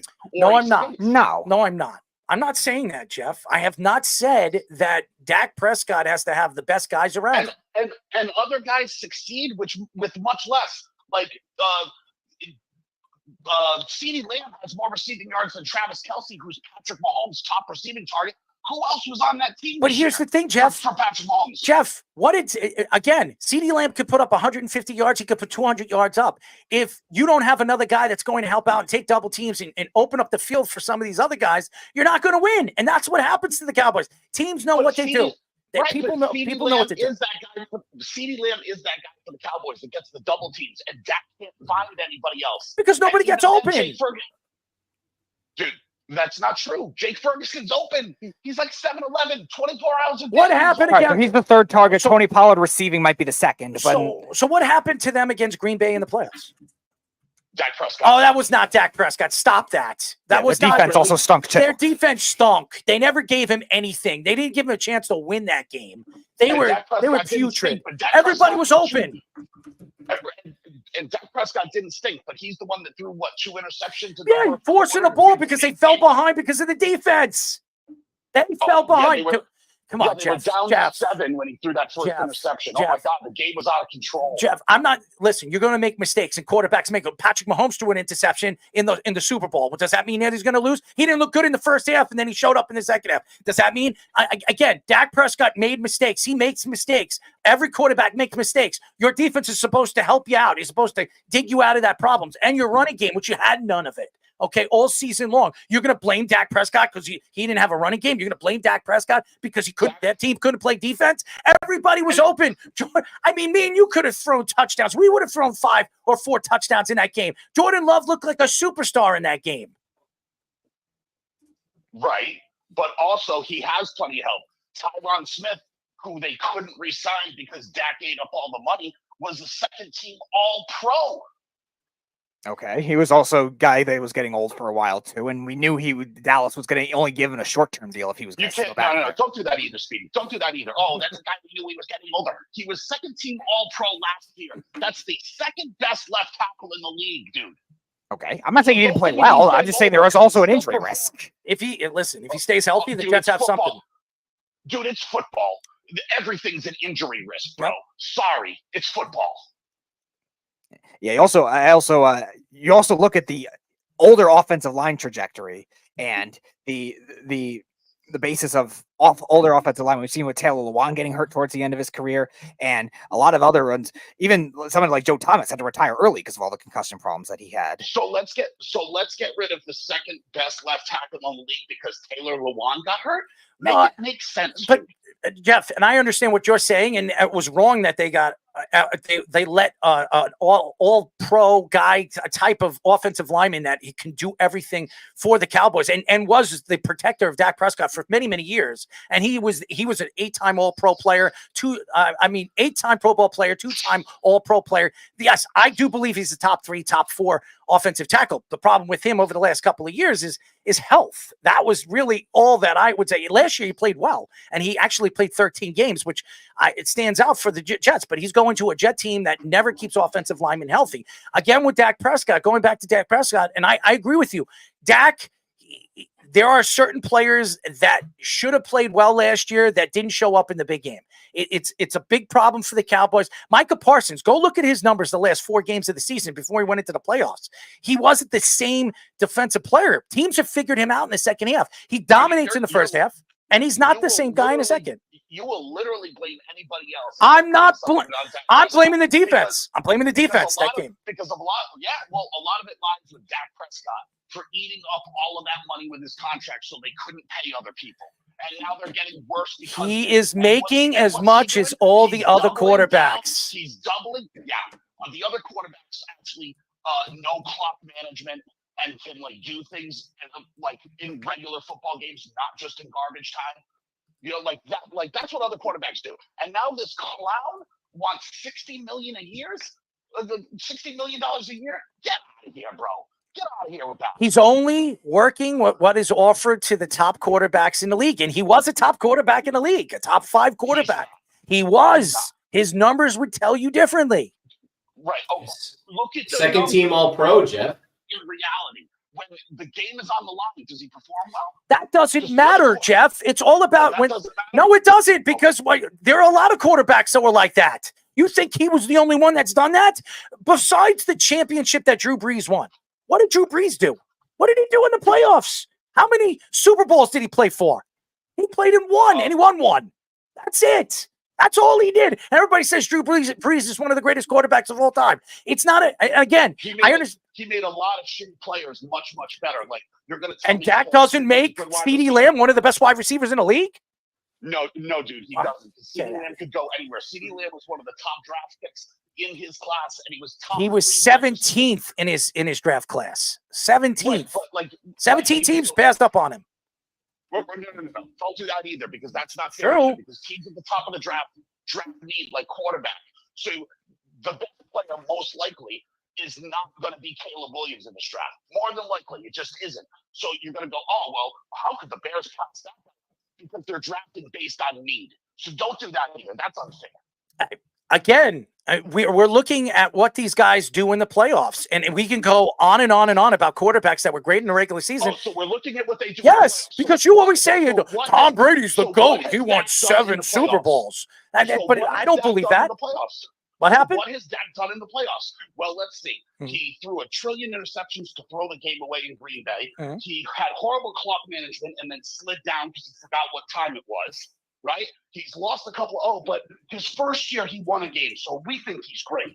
No, the first year he didn't win a game, but he played well. First of all, if you listen to what many quarterbacks said about Dak Prescott this year, his cadence and understanding the field this year was unbelievable. That's what they said. Cadence? Yeah. Yes. Wow. Yeah. Well, wow. He's got the best cadence in the league. Yeah, but That's amazing. first of all, let me speak before you have to barf up what you just ate. Okay. I will say this, Jeff. You sit here and you say that Dak Prescott's not any good.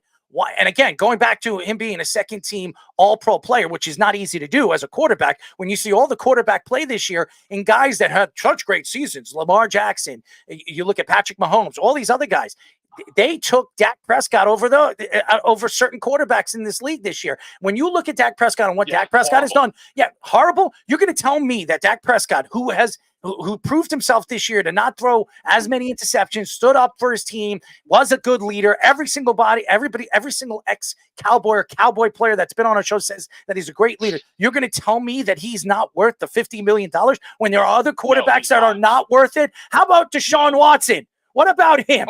What about him? No, definitely not. No, definitely not worth it. But you're deflecting to other shitty contracts, right? Well, That's way better than Deshaun Watson. Too. But we're not talking about any of those guys. We're talking No, we're not. Dak Prescott ruined that team by taking a contract that was too punitive, so everyone had to leave. We understand. And by the way, Keith says he was awful at clock management. There are a lot of quarterbacks that are awful at clock management. How many coaches? I got a coach right now. I have a coach right now with the New York Jets. That's one of the worst. One of the worst at clock management. Awesome. Why is it awesome? Name another quarterback. Name another quarterback that made as a horrible mistake as Dak Prescott did with the clock. What are you talking about? Quarterback that did that. What are you talking about? Cousins. Quarterbacks? When did Kirk Cousins do that? He accidentally kneeled instead of spiked to the ball, and then the half ran out. Are you talking about this year or over the years? No. Last year. Last year. When Dak slid down and didn't know what time it was because he's stupid. I don't know. Brock Purdy didn't look good in the Super Bowl, did he? I mean, he made a lot of mistakes. How about Kirk Cousins the end of the game against the Chargers? Messed up the clock. Kansas City's defense in the first half of the game was not that good, and he couldn't put up the points. So that says a lot. And Brock Purdy, everybody says, "Oh, he's the next Tom Brady." Give me a break. Not his fault. Christian McCaffrey fumbled. How about Jimmy G? What about him when we saw him play? Jimmy G. You want to talk about all these other Yeah, quarterbacks. you just told me. You just brought. They're You not just. a part of it. What do you mean, Jimmy G? When was the last time Jimmy G was an All-Pro player? Right. He sucks. That's fine. No, he doesn't. But He's been in he's played in 2 Super Bowls. He doesn't suck. He sucks. Like, you suck so bad, no team wanted you, right? And then he got the last team on the planet. He was one play away from winning a Super Bowl. And he lasted 1 year there, and then the Raiders released him, and he was so wanted and so good, nobody picked him up. Jeff, and again, nobody picked him up. Nobody picked him up right now because he has a 2-game suspension on steroids because he was trying to get back on the field. All right. He lost his job to a guy that we never even heard of. All right. A guy, what is it? O'Connell? What was his name? What should that tell you about him? What do you mean? What should that tell you about him? Maybe coaching, just horrible coaching. Thank you, Josh McDaniels. Thank you. He's a terrible head coach. He's a very good coordinator, but he's a terrible head coach. No question. You know all about that, don't you? There's plenty of people like that that have been in the league. You could name a trillion coaches that are great position coaches. Or coordinators, and they're a terrible head coach. Jeff, how many Aaron Rodgers are there? How many Patrick Mahomes are there? How many of these guys are in the league? There are not many of them. They're really in Aaron Rodgers. I think there's more than you think, dude. I think there's a lot more than you think. All right. How many quarterbacks? But Matthew Stafford was one of them. You have Lamar Jackson. Lamar Jackson. Won 2 MVPs now. Lamar Jackson hasn't won anything in the playoffs. He's just as bad as Dak. Dude, he is just as bad as Dak. As a matter of fact, his numbers are just as bad as Dak in the playoffs. I bet you if you bring up their numbers right now, they're almost identical. They're horrible. So you're referring to Lamar Jackson in the playoffs. If you're going to refer Dak Prescott to be crappy, so is Lamar Jackson in the playoffs. Because Dak puts up the numbers. He did. Lamar Jackson has 2 MVPs. What does that mean? MVPs. Who threw more yards this year? Who threw more yards? Oh, dude, don't do that. Who threw more yards? Who threw more yards? Wearing clown shoes when you go. Clown shoes? What's clown shoes? If you look at Dak Prescott and Lamar Jackson, you can say whatever you want. And I give Lamar Jackson a lot of credit. He comes from his team. His defense is one of the best in the league. One of the best in the league. And always one of the best in the league. And he had a very good running game with whoever was running the ball. Let me ask you a question. How good was Tony Pollard this year? No more Ezekiel Elliott. He was crap. He was crap. They were one-dimensional. Were they not? And there are other teams that aren't. Who? The Buffalo Bills. The Buffalo Bills. They were not one-dimensional. No, they weren't. No, they weren't. They're very one-dimensional. They were not. Not once they changed coordinators. No, they were not. They can't run the ball for shit. They had in the second half of the season. James Cook had over 1,200 yards, I think, right? Was the third. Jeff, James Cook was the 3rd leading rusher since they changed coordinators in the second half of the season. And he had the 3rd most total scrimmage yards in the NFL this year among running backs. And right. Hold on. So don't do that either. Don't do that. Don't the total scrimmage yards, because guess what that is? Thing. Yeah, right. And I also said he was the 3rd leading rusher since they changed coordinators. He was 4th in the league in rushing yards. 4th. Right, but don't do that either. Since they changed 4.7 in average. Count the whole season. Count the whole season. What do you mean count the whole season? Right. He said, he was 3rd amongst running backs since they changed coordinators. But you said they were one-dimensional. They were not one-dimensional. No, they weren't. They were. They really were. No, they weren't. They were in other years. Yes, not this year. Who else? They were, who else? Josh Allen's, they're like their best. Give me another one, Jeff. Tell me a team that was one-dimensional this year. The Broncos? The Broncos might have been 0-dimensional. The Broncos couldn't stay healthy all the years. The Steelers? The Steelers weren't one-dimensional. Yeah, they could only run. They couldn't pass. George Pickens. Hold on. Speedy, stop laughing and making sounds. Go back from the mic. All right. It was 12. George Pickens had a very good season. As a matter of fact, if you look at what he did in the second half, I was surprised what his numbers were. They were very good. And they didn't have anybody that could throw the ball. They didn't have anyone to run the ball. They had 2 great running backs. No, I didn't say they didn't have anybody throwing the ball. I said they didn't have anybody throwing the ball.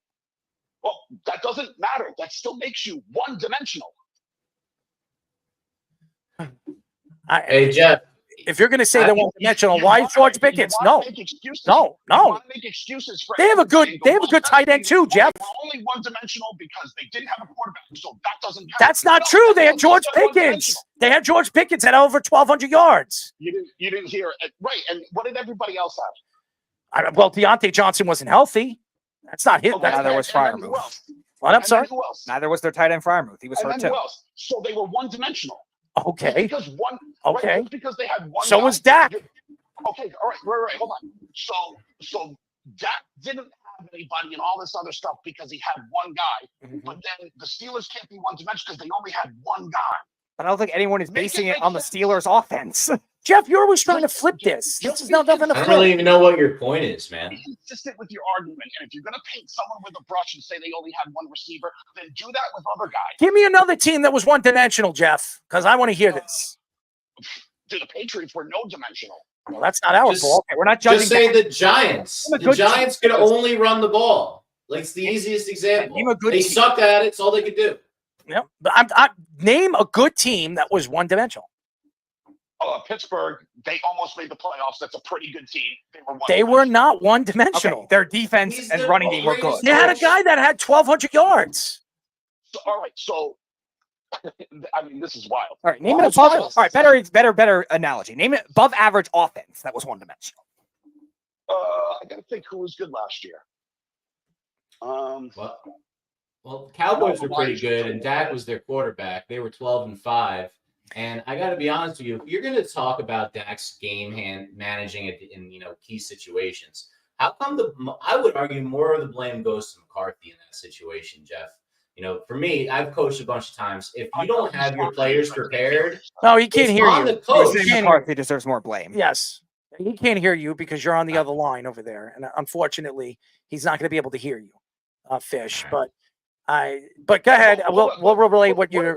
Why does McCarthy have to shoulder that blame? It's McCarthy's fault. It's his job. He's the head coach to run the game. That's what they do. It's his job. If you can't control the pace of the game, what are you even doing on the sidelines? He's saying that it's his job. He's saying that it's his job to get the players to play. And if they're not playing, that's his fault. And that's it. But no. And that is part of the thing. But the other half of that, because you're only putting half of the blame, you're putting all of the blame on McCarthy when he only deserves half. Because Dak You were putting all the blame on Dak a second ago. That's what I'm saying. He has to run out of bounds. If you're going to tell me that Dak Prescott was not one of the best quarterbacks in the league last year, it just shows you that you're a hater. You hate Dak Prescott. No, not a hater. Garbage time yards. He does it all the time. Listen, again. He went a whole season where he didn't beat a team over. Okay, that was 5 years ago, and nobody was saying he was an MVP candidate then. No, I think he was an MVP this year. He's an MVP candidate. This year he was. I don't know how you think that he wasn't. No, but hold on. That doesn't matter, right? MVPs don't matter because Lamar Jackson has two, but you said they don't matter. So being an MVP candidate is being a candidate. No, you're right. Nothing matters. It really doesn't. I mean, how many MVP guys that have won MVPs never win a Super Bowl? It happens a lot. There's probably a ton. Yeah, there's probably a ton. Happens a lot. Yeah. They don't show up in the playoffs. And But it's not easy to do that. That doesn't mean that player isn't valuable. Right? Lamar It's not, Jackson's wins one are of the not best always a quarterbacks in the quarterback league. stat. Yeah. No, and again, if you're going to tell me that Dak Prescott didn't put up the stats when he had one wide receiver on a team, okay, that's what he had, and no running game, that's ridiculous. And Lamar Jackson had no wide receivers. And by the way, his best player got hurt and broke his leg in. So you're telling me that was it Zay Flowers wasn't Zay that Flowers, good? yeah. He wasn't that good this year. Hey, hold on. I'm just going to go by. I'm just saying. No. I'm just asking you. Zay Flowers wasn't good this year. Under 1,000 yards. Did you think Zay Flowers was good this year? Yes or no? He was okay. He disappeared in a lot of spots. And by the way, he can't be that good because, again, by your metrics, screwing up in the playoffs is no good. Who fumbled? Why? Because L'Jarius Sneed made a great play. That was not his fault. What are you going to do? Go down at the 1 yard line? Yeah. You're supposed to go down, or at least. Oh yeah, and then what happens if they fail on fourth down? Then they're going to look at that and say that was the issue. For a rookie wide receiver to do what he did this year. You want to know Pretty amazing about rookie. that argument, Speedy? You're dead wrong because the first down was at the 2. He could have gone down and they would have had 4 shots from the 1. All right, and then what happens if they fail on fourth down? Everyone's going to go blame him. Why didn't you stretch for the end zone? Right. Hindsight's 2020, Jeff. Right. This is why you're actually stupid because you didn't hear what I said. You're yelling, Easy, what Jeff. happens on fourth down? It was a first down at the 1, stupid. They would have had 4 shots from the 1. Yeah, and what? So things you're taught to coach all year. All right, stretch for the end zone. If you have a shot to stretch for the end zone, you're gonna say, "Oh no, let's not put any more effort into this." No. You don't carry the ball in one hand. You got to carry it with 2 hands, dude. You got to protect the football. Okay, and you're stretching for the end zone, and another corner in L'Jarius Sneed runs at full speed in order to punch the ball out. That's a better play on him. I will blame him for the taunting penalty before that, after the big catch. That was stupid. That play is a product of Zay Flowers' sloppiness. He never knocks that ball out of his hands if he's got 2 hands. He's a rookie. Never. He is a rookie. I understand what you're saying. For a guy that put up his numbers, he still had 5 touchdowns. He still had 858 yards. He wasn't bad, okay? And by the way, he was averaging. No, not bad. But guess what? It's also not a weapon because again, he didn't have one of the best running games in the league this year. By your metric, okay, this is just by your metric. Things you've said in the past. You're no good unless you get 1,000 yards. I did not say that, Jeff. Jeff, you're taking words out of my mouth. No, I did not say that, Jeff. I didn't say that. Stephon Diggs, you said he's not good anymore, and he still had 1,300 yards. I don't think. I think he's so overrated. For a guy that had 1,000 yards, I think he's overrated. Dropping 800 or 900, if he did, he didn't this year. But I'm saying if he did, yeah, that would be concerning. That's my opinion. That doesn't mean that I'm always right, Jeff. It's different for a rookie wide receiver. So 1,300 yards is overrated, but 850, he's so good. I'm saying he's a rookie, Jeff. He is a rookie. Right, got it. He's a rookie, but he still didn't have anyone. Okay, and that's Andrews got hurt. All right, so you're gonna blame that on Lamar Jackson just because he struggled that in the playoffs? No. And here's the other thing. Name something he did have. Who, Lamar Jackson? Yeah. He had a good defense. Right. So Jeff, what you're saying is the Ravens should retract the Lamar Jackson contract because he has struggled against a good Chiefs defense. No. What I'm saying, I'm making the same argument for Lamar Jackson that you guys are making for Dak Prescott. He doesn't have any. All I'm saying, hold on. We're not saying Dak Prescott's a better QB. Nobody said that. Nobody said that. You just did when I said you can't ignore Lamar. He's got 2 MVPs. You go, that doesn't matter. Dak's better. That's my opinion. That's just my opinion. I'm not saying that he is. I'm saying my opinion. I think Dak is better. Hold on. Hold on. You just said that's my opinion, but I'm not saying that he is. No, it's my opinion. Jeff, what are you trying to tongue twist this? I'm telling you, I like Dak more than Lamar. That's just all I'm saying. Maybe I'm wrong. Maybe it's my opinion. I like what I saw with Dak Prescott this year. I think Dak could play. I think if he goes somewhere else to another organization, he wins. No, he can definitely play, but the problem is he makes a ton of mistakes. So does every other quarterback. No, not like Dak. Not like Dak. What about the Eagles game when he stepped out? What about the Eagles game when he stepped out at the 1? Come on. Well, all right. We have another story, but I'll keep you on. I want to say something. Jared Goff, okay? I was never a big Jared Goff fan, all right? And he made a ton of mistakes when he was over there in LA. And to me, he was everything. He was prototypically compared to his coach. He was combined to the hip because of his coach. Okay. And he was the one, everybody said that Sean McVay was calling the plays with 15 seconds. They were trying to tie it down and everything like that because it was cheating. That's what they said. And Jared Goff made a load of mistakes in the playoffs. And the only reason why he was where he was and he went to the Super Bowl against the Patriots, it was because of the defense, because of Aaron Donald and the refs. The Saints. Yes. No. The refs helped them in the Saints game, but I'm not going to let you get away with that. That year, the Rams had the #1 offense in football, and Jared Goff ran it. Go look it up. Yeah, they were the #1 offense in football. Okay, we know. All right. And by the way, the only reason they were any good, you were like, the offense wasn't any good. No, it's more the last 2 years. The last 2 years, 2019 and 2020 is when he started having his turnover issues, not the Super Bowl. Speedy, bring up Lamar Jackson's numbers in the playoffs and Dak Prescott's numbers in the playoffs. And if you and I listened to Keith and I'm reading what Keith. I'm speaking because I'm reading what people are saying, including Keith telling me there's no way that Dak Prescott's better than Jackson. Nobody said that he is. I said that I think he is. I've seen enough of Dak Prescott. They're both losers in the playoffs. They can't win the big game. Lamar Jackson, 6 playoff games. He has 1324 passing yards, 6 touchdowns, 6 interceptions in the playoffs, 57.4% completion percentage. Let's hear what Dak is. All right. Right on the screen, guys. I'm sorry?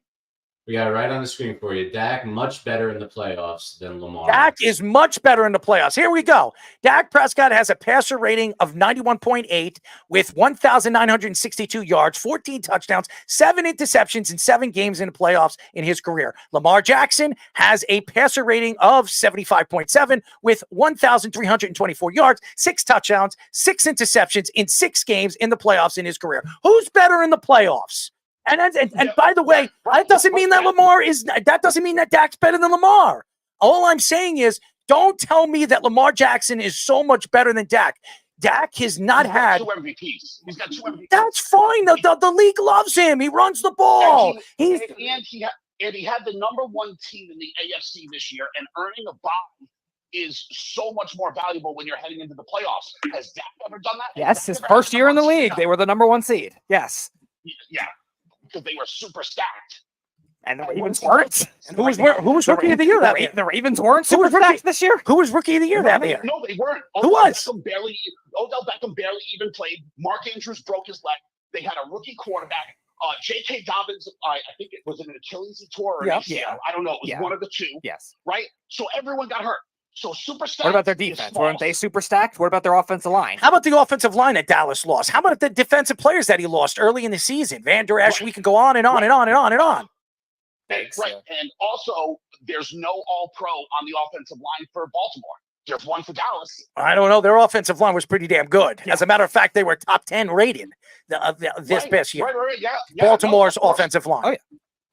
But any all pros on there? It doesn't matter. It's a team game. It's a team game. The Ravens have 4 good linemen. You just said it, all pros. MVPs. He's got MVPs. You just like to flip it. You just like to flip it. No, so you're telling me having all pro linemen does not matter now. No. We're saying that the Ravens still had 4 good linemen. Center was a Pro Bowler. A Pro Bowler. Right. Linderbaum. Right. The Cowboys had just as good as dude. The kid they drafted out of Tulsa, Tyler Smith. Yeah. He was awesome. Yeah. We're not saying the Cowboys didn't have a good offensive line. We're not saying that. He was also injured this year. Good, if not better. Okay, they had very similar level offensive line. I think the Ravens were a little better overall because they had 4 really good offensive linemen. Simpson was solid he was the worst one, Jeff, probably, and he was I'm not saying that Dak is better. I think Dak is better than Lamar. If you were to ask me right now, who do you want? If in a game, if I were to choose in a Super Bowl game, who would I want? Lamar Jackson or Dak Prescott? My opinion, I'm taking Dak Prescott. That's just me. I'm looking at what I've seen him do in the playoffs. Now, that doesn't mean it's a lot, and I'm not saying he's breaking records, but Lamar Jackson has been putrid in the playoffs, and it's not because of that. It wasn't because of him on why and where they went throughout the season this year, as much as everybody wants to give him the compliments.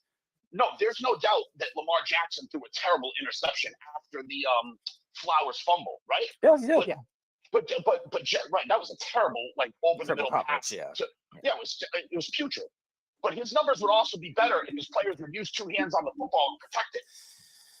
We're not attacking what happened in the playoffs. I'm not attacking. I'm stating a fact. I'm saying, all right, knocked out. Say on, Jeff. Hold on. NFL Network's Tom Pelissero reports that L'Jarius Sneed was traded to the Titans for a 2025 third-round pick and a swap of the 7th-round picks this year. The details of the contract have not been released yet, but the Titans are expected to make Sneed the highest-paid cornerback in the NFL. Sneed allowed a 51% completion percentage and a 56.4 passer rating on passes he was targeted defenders on. Sneed had 2 interceptions and 14 passes deflected last season and was the 36th ranked cornerback according to Pro Football Focus last season. Besides his rookie season where he played 9 games, Sneed has played 15 or more games in every other season in his career. The Titans have been very active in free agency already, giving contracts to 5 free agents, including Tony Pollard and Calvin Ridley. First of all, I was surprised because I thought they were going to get more from Sneed. I really did. Everybody was saying they were going to get close to a 2nd round and maybe a 4th round draft pick for what Darius Sneed is. And I understand that Andy Reid for years have found guys in the later rounds, so it doesn't matter where he drafts. He has an extra third-round draft pick, which he has 2 third-round draft picks that he can move to the second round, and they maybe can use that to jump into the first round for a player of his choosing. So I understand what Andy Reid is doing. There is never enough draft stock that you can get in the draft, but to get rid of a guy like Sneed, who's very, very good. I don't think he's the best corner on their team. We all know who their best corner is, and he's going to want a lot of money next year. He is going to be expecting it, being a second team I think he was second team all pro. That doesn't matter. I know it doesn't. But, I'm sorry, what did you say? Slot. Oh, first team slot. Team. Oh, first team slot all pro player. And he was fantastic. And he was fantastic in the playoffs. The thing is what I see when I look at Sneed and I look at a team like the Titans, for years, the Titans have been looking for that corner play that they haven't had over the last couple of years. And now they found a guy that they believe is going to be a number one. I don't think he's the number one corner in the league. I don't think he should be getting paid number one corner money. Now, again, we'll go back to Dak Prescott. I've argued this. Now, you've argued this too, Jeff. You don't think he's worth the money. But again, if he's putting all pro numbers, if he's putting on all pro numbers and he's showing up in games in the regular season, even if he doesn't show up in the playoffs, again, I'm going to give it to the guy. And I because of the market and the way the market is formed, you're going to pay the guy no matter where he is or how you compare him. He was ranked 36th in ranked cornerbacks according to Pro Football Focus last year, and he's going to be the highest paid corner in football. So it's all about the money. It's all about the transition of the way the game and the way they pay players. Yeah, and the Titans kind of have to do that too because they need stuff on defense. They lost everybody on defense pretty much besides Jeffrey Simmons and Harold Landry. Right, but that's also the reason for why you see that the compensation isn't very high for him. Because you're like, oh, I'm surprised he didn't get more. Well, yeah, no one was going to pay, no one was going to give up first, second, third round draft picks for a guy and then make him the highest paid corner. Because that's going to happen, you're not going to give as much up for him.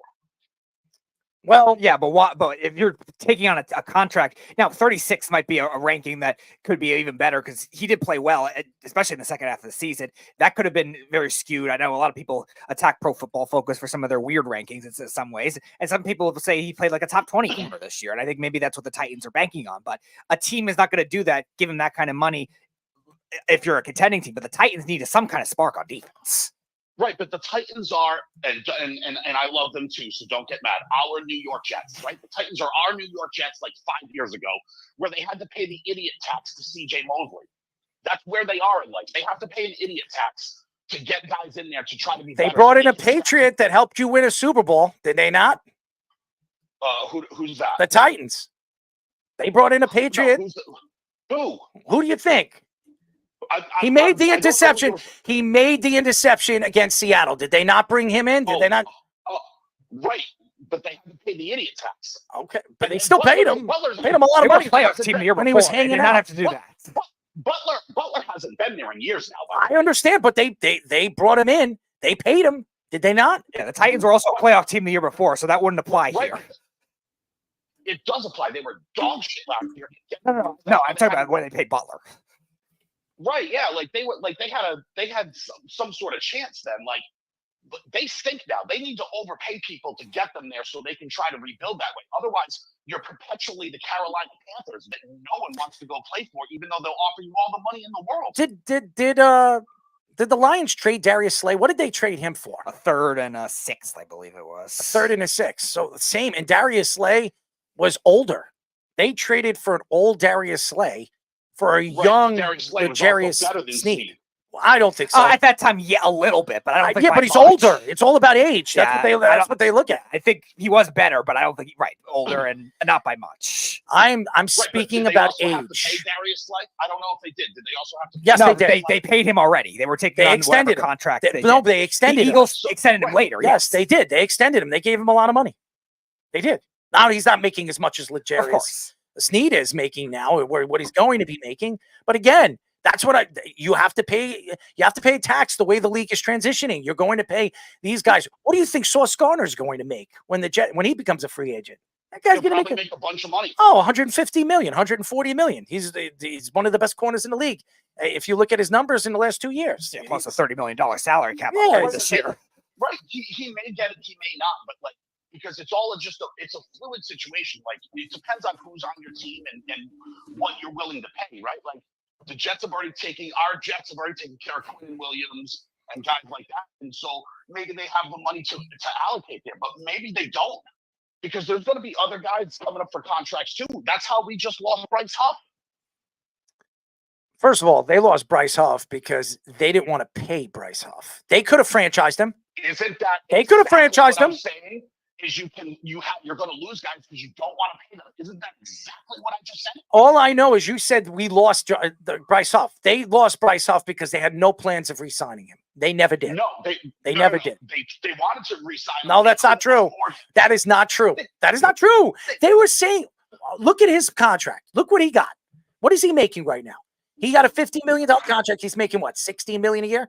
Why did they give Mike Williams $15 million for 1 year? They could have given Bryce Huff that money. They did not want to. They thought that they could fill in that spot for somebody else. You have to choose who you're going to pay. Yeah, they had other players on their bench. Their defense is good enough where they need to invest in offense. You always say to me, "Let me finish." Now you go ahead, spit it out. Right? They have to choose who they're going to pay. Right, because they just drafted McDonald, who's making no money because he's on his rookie contract, and they think he can fill in there. And they drafted the kid from Florida State, who's on his rookie contract, Johnson, and they need receivers. So that's where they shifted the money.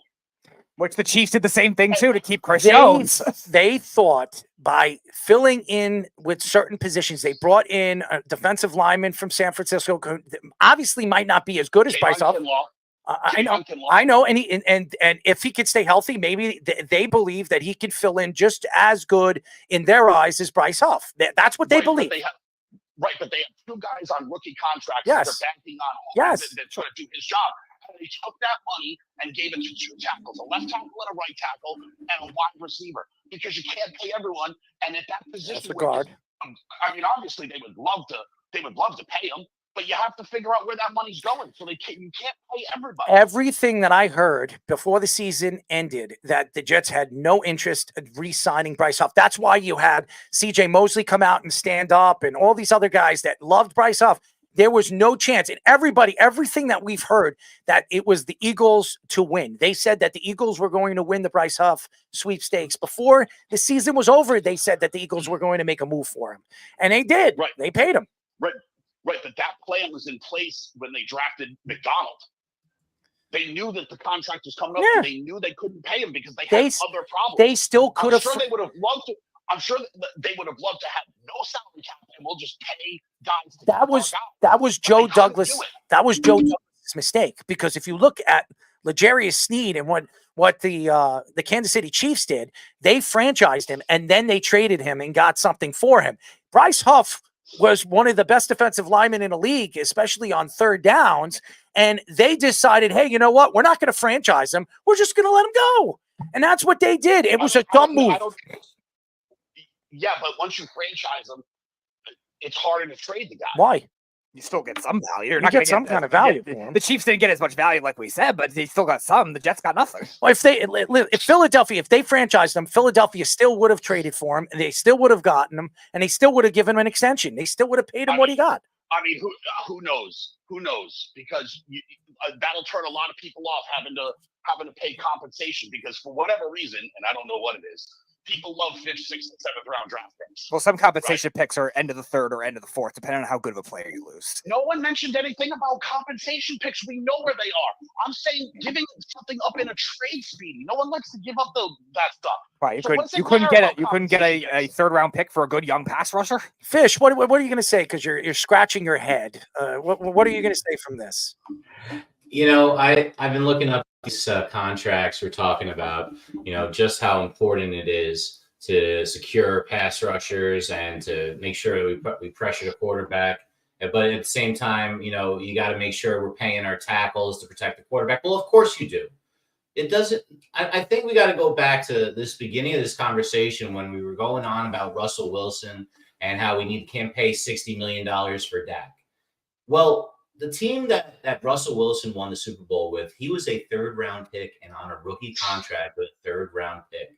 Mm-hmm. And that's why they were able to pay all those studs on defense. The Jets have Aaron Rodgers, who had to pay a lot of money. So they had to be super frugal and get rid of a guy like Huff, who I guess they couldn't temporarily fit him under the cap with the franchise tag to be cap compliant, and that's why they didn't do it. Otherwise, I don't know why you don't do it. I just looked up their compensatory picks. They only got a late 6th round compensatory pick. You know, Huff probably could have got them a 3rd. No. But here's the thing about the pick. Here's the thing about the pick. If Huff plays a certain amount of games and he puts, I think, a certain amount of pressures this year, the Jets could get all the way up to a 4th round pick for Huff. So it depends on how he plays this year. And they could still get a 4th for a guy that was undrafted. Right. So I remember that being a 51% thing. A 3rd round compensatory pick for him automatically because they're going to base it off of the dollars of the contract, and that's how they lost him. But the thing is that Ryder was a 51% snap share for Huff to get to the 4th round pick. He's never played more than 35% in his whole career because he's a 3rd down pass rush specialist. Now to move him into a running, right? You know, but I guess you need to rush the quarterback, and they're going to pay that guy. What happens when a guy like that has to play the run? You know, he's not going to be as valuable. You know, and will they do that? Or now, as you know, and Sean Smith talks about all the time, those teams like to not let you get those 51% so you can get, contract things. And if it helps them with their draft marks, they're going to do what's best for the team, not what's best for the player. You know, so to compensate, And the Eagles are a bunch of scumbags. So, that's what's going to happen. Yeah, the Eagles have a lot of depth where they still have Sweat. They still have Hassan Reddick if they don't trade him, and they have all that interior rush to depth. Well, they're trading Reddick. No, they're not. They said that was a false story. Wow. Oh, really? Yeah, all the rumors that Hassan Reddick wanted out. To trade too. No, and then there was another guy they were supposed to trade as well. Well, it was Josh Sweat originally. They restructured. They're his loaded contract. over there. Yeah, They're Josh loaded. Sweat was the other one because that's their version of Bryce Huff. He had the overperforming type year, the young pass rusher because he played more because he got rid of Derek Barnett and Brandon Graham's getting old, and he had a nice year too. The Hassan Reddick stories that came out after they got eliminated from the playoffs, they said were false. But don't worry about the compensation. You've already got a 3rd round compensation pick coming. As a former Patriots fan, watching all of those good Patriots walk out the door, then turn to dog shit, like J.C. Jackson. Like how bad was J.C. Jackson? Right? But they still got a 3rd round compensation pick for him because of the dollars in the contract. If the contract is that big, you'll automatically get a 3rd round pick. So they didn't really need to trade him because if you trade him for a 4th or a 5th or a 6th, you're losing value on the 3rd round compensatory. It's interesting. Pick. That's interesting. And I obviously I don't know how contracts work in the NFL, so that's something that I didn't. They don't get a 3rd round pick. That's not true, Jeff. It's about how many guys you gain and lose, and it balances out. I just looked it up. The Jets only received from all the guys they gained and they lost a late 6th round compensatory pick. It depends on the value of the guys that they lose. It's not like you were saying based on the limited snap counts because he only played that many snaps. It's going to elevate, and probably I would imagine it has to take into account with the amount of snaps the game too. No, he got a huge contract. No, I think he did. Jackson. I think Fish. I think he's right. I think the Jets did get a 3rd round pick, pick for that. It's either I think they did. I think they did for 2025. Yeah, I think so. I think it was 2025. I think they got a 3rd round pick. I don't know exactly, but I did hear that if depending on how many snaps he has and how many games he plays, the Jets could get up to that's 2024. Yeah, they haven't even awarded that yet. That's what I'm saying. Based on the contract, right? They haven't.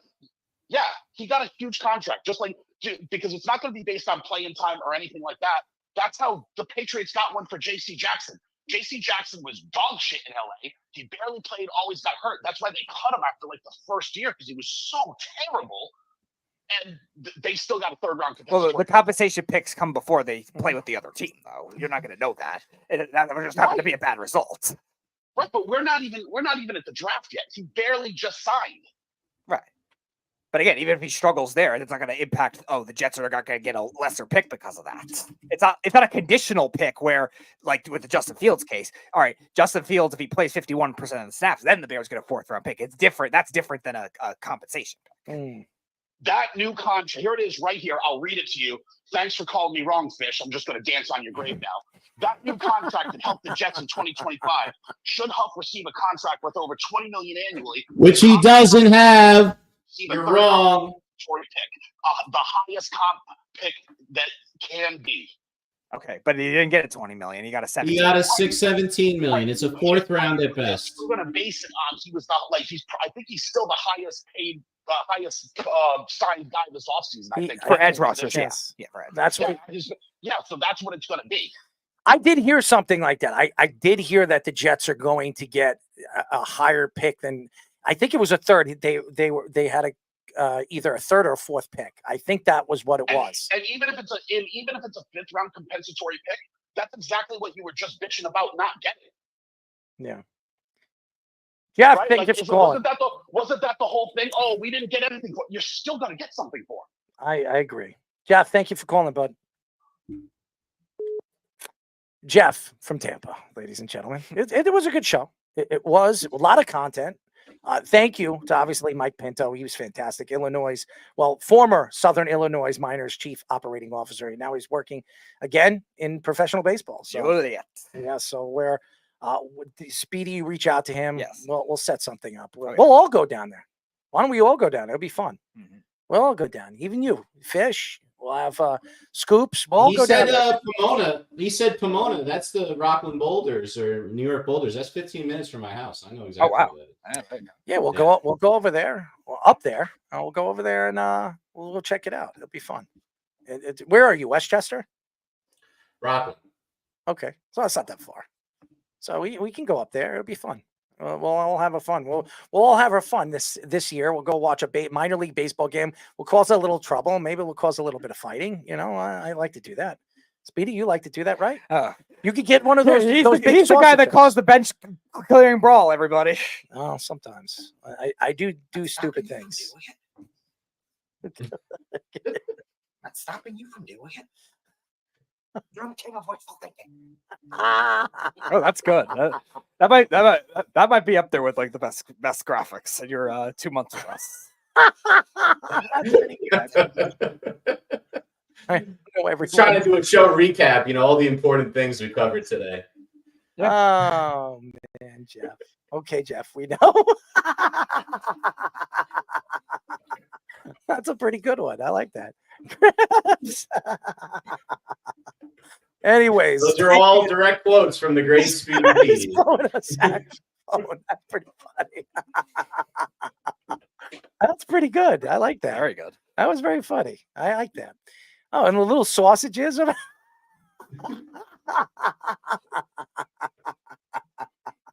Oh my God. If anybody's not watching this is pretty funny, actually. I like it. Anyways.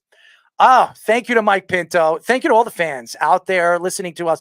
And really, I will say this for all the fans out there, you can DM me and you can reach out to me through email. I don't really care, if you want to attack some of the takes. I love the angry, thoughts that you guys have to some of the takes and some of the people that really respect what we're doing and what we're doing together as a show. We really appreciate all of you guys for really giving us the time and entertaining you guys for 3.5 hours every single Wednesdays and Thursdays. Tonight, obviously, we're doing the show because Speedy won't be here Thursday. So we're not doing a show on Thursday. We will be back on Wednesday.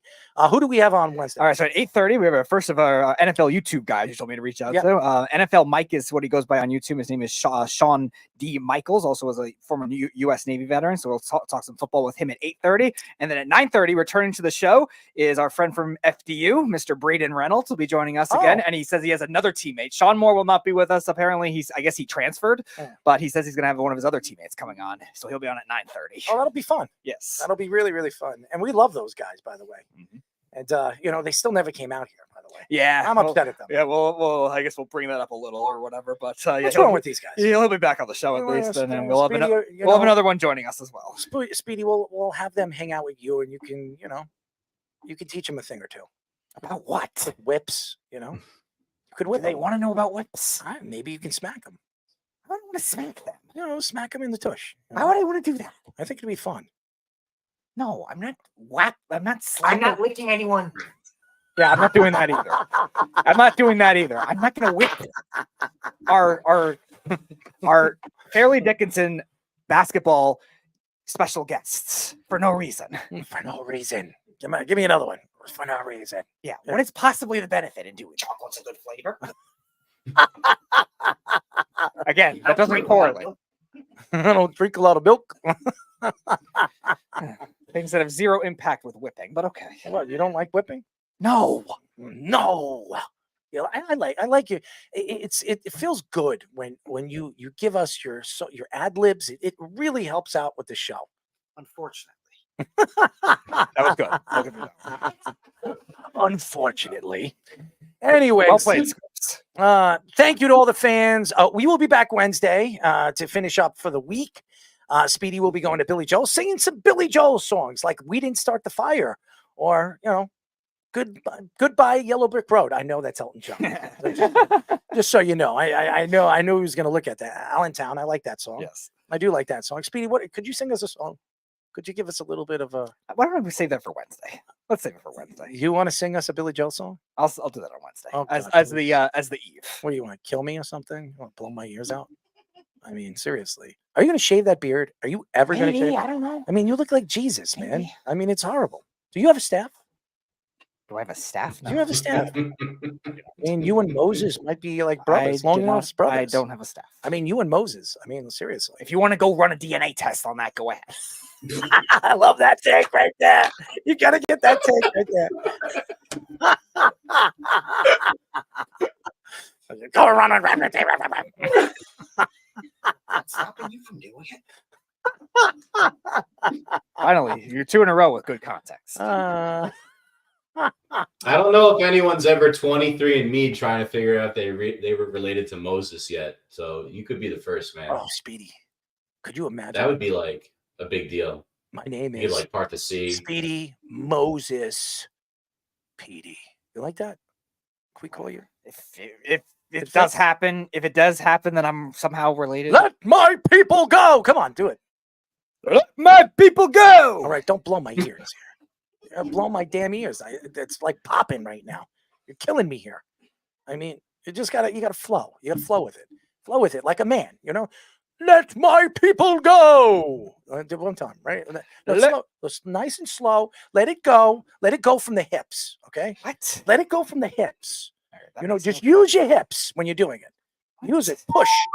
Push. Ready? Here we go. Here we go. Spin it. Here we go. Whistling now. All right, whistle. Here we go. I'm singing the song for you. Let people go. What are you, Elvis Presley? I mean, come on, man. Come on. You use the hips. Use the That hips. was hard rock.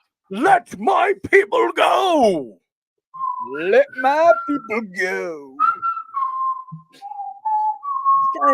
Where the hell? What are you whistling for? What are you whistling Dixie over here? I'm Jewish. That's the song. I had to learn this when I was like 7. Well, you had to learn something. They memorize it. Speedy. Oh yeah, that's Hebrew school, man. That's what it's like. Did you learn Memorize, anything memorize, about memorize. whistling when you were 7 years old? I can't. You can't whistle? No. Oh, you've never tried? Give me. I have give me- tried. Give me a whistle. I've tried. Give me a whistle. No, Try I it. can't. Try it. I can't. I know I can't. Come on, just give it. Try it. Try it on live radio. I did. And we'll do it again. For years. No, I can spin it. What the hell was that? What you just did. I mean, that's not a whistle. I didn't say it was. Yeah, I can't do that. Come on, you gotta push. You gotta push from the hips. You know, you played the saxophone.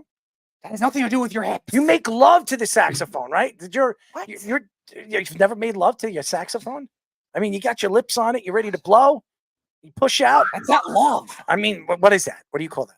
Structure. Structure? So that's what you do? You have structure in your blowing of a saxophone. You have to. Yeah, you have to. Structure. I mean, so you can blow a saxophone. So have you ever blown on a flute? No. No? No skin flutes? No nothing? No, I've never played a flute. No flute. So just a saxophone. I've never played. Yeah, no, I've never played a. Yeah, I don't think I've played any other woodwind instrument. Anything else do you blow on? I've done like a harmonica in the past. Harmonica? That was like years ago. Like, Okay. What could you play on a harmonica? I don't know. I played it for a little bit as a kid. Like, So you just blew into it. yeah, for the heck. Yeah, you just for the heck of it. You Yeah, just for like the heck. blowing into things for the heck of it. Yeah, I could play a song on it. No, No, but you just like blowing into things. I did at that age. Yeah, Yeah, you just anything that you can get your hands on, you blew into. if it a was whistle? an instrument. I mean, other things too. You know, Yeah, it could be a whistle. Yeah, a whistle. Okay. yeah, I used to be a referee. Oh, you used to be a referee. Yeah. What did you referee in? Basketball. Basketball. All right. What do you like about basketball? You like the ball bouncing? You like You it? kind of have to, or you travel. That's right. You do Basketball travel. logic. I mean, Basic rules, everybody. I mean, when the guys go to when the guys go to the bench, do you smack them in the ass and tell them good job? What's wrong with you? I'm just asking you. I need to smack them in the ass. So what do? You ref the game. You ref the game and you smack them in the ass. No. I mean, after the game, you're like, good job, guys. No, You smack I'm them not in the their ass. coach. I mean, but you're I'm giving- not their coach. But you're giving them confidence, right? No. I mean, have you ever shot a basketball? Yes. Okay, what do you do with a? Could you hit a shot? I possibly could hit a shot. I mean, every 10 foul shots, how many shots could you hit? 4. You could hit 4 shots out of 10 shots. 3, 4. Really? Could you do that? Maybe. I'm approximating. I mean, have you ever tried to sit on a basketball? Yes. Okay, you have. All right. And have you ever tried to squeeze them between your cheeks? No. No, you've never tried that? No. I mean, why would you sit on a basketball if you're not trying to fit it between your cheeks? To make sure it doesn't roll away. So you just want to sit on a basketball so it doesn't roll away. I mean, you could keep it between your feet. That'll be much harder. What are you talking about? You could sit down and keep it between your What feet. what if I Falling off it? How do you have the balance to sit on a basketball without falling off of it? You could put your hands on. Have you ever sat on an egg? Do you think you could sit on? I sit on an egg. But could you? Do you think you can? You could sit on a basketball. No, I'm not sitting on an egg. Why? Why you can't keep an egg warm? Egg is fragile. It's fragile, but if you can squeeze it between your cheeks, Why would I want to do that? I mean, you could try it. I don't care. I mean, You could find some, again, college frat boy to do it. I don't want a college frat boy. I want you to do it. I Not think you could do happening. it. I mean, I think you could squeeze it between your cheeks. I don't care if I can. I mean, you have to shave some I of don't that hair care off. if I can. I mean, I don't care if I can. you don't care. Come on, give me something else. Give me something. Barely any hair on.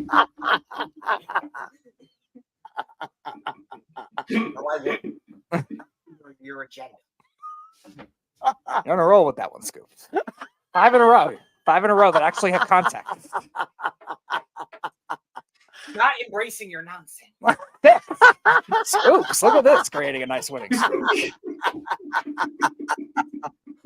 Look at the crabs. He doesn't even know what crabs is. It's funny. That's great, man. He's funny, man. He really... Anyways, thank you to all the fans. Thank you to Jeff for calling, for not being crazy or being a lunatic. And again, we will be back Wednesday. It'll be a good show. Trust me. Count on it. And yeah, Speedy, you have anything to say before we go? I don't know. I think I ran out of things. I'm explaining my entire middle school lifestyle. Except the eggs between your legs. No, I wasn't dumb enough to do that. But you do know that there's crabs between your legs. Apparently. Yeah, I mean, apparently. So what kind of crabs do you I don't know. I'm not. That's not else for me. Then now I can all of a sudden overanalyze it.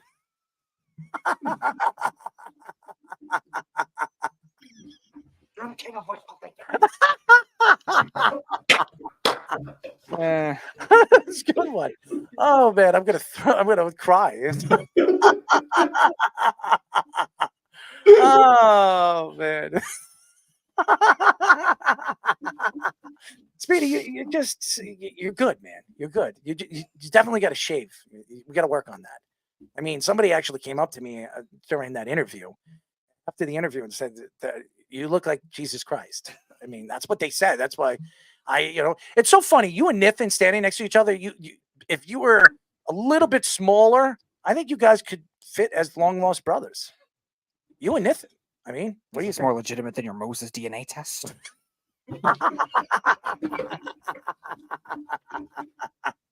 I mean,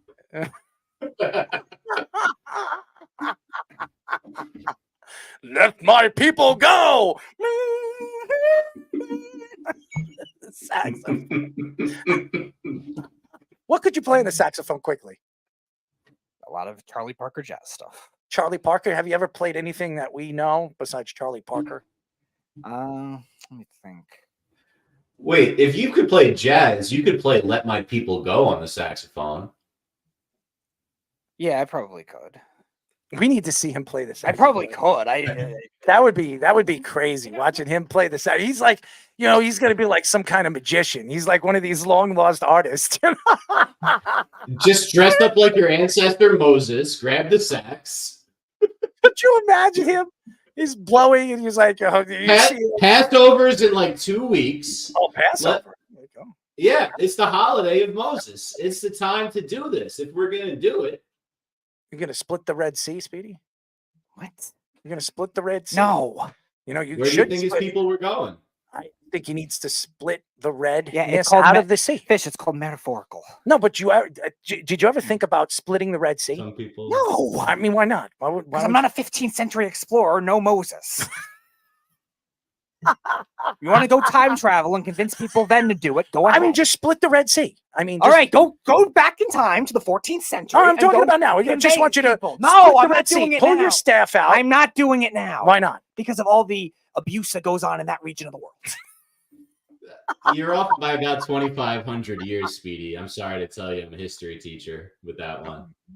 But I said no. I said for explorers. I didn't say for I didn't say. I said Moses that time period. Yes. So you're hanging out with Moses. That was ancient. He's right about that. What do you think if Moses was around right now? He's hanging out with us right now. What would you say to him? I don't know. I mean, just shoot it. You know, just give a shoot from the hip here. I'd probably introduce him to a modern concept and see what happens.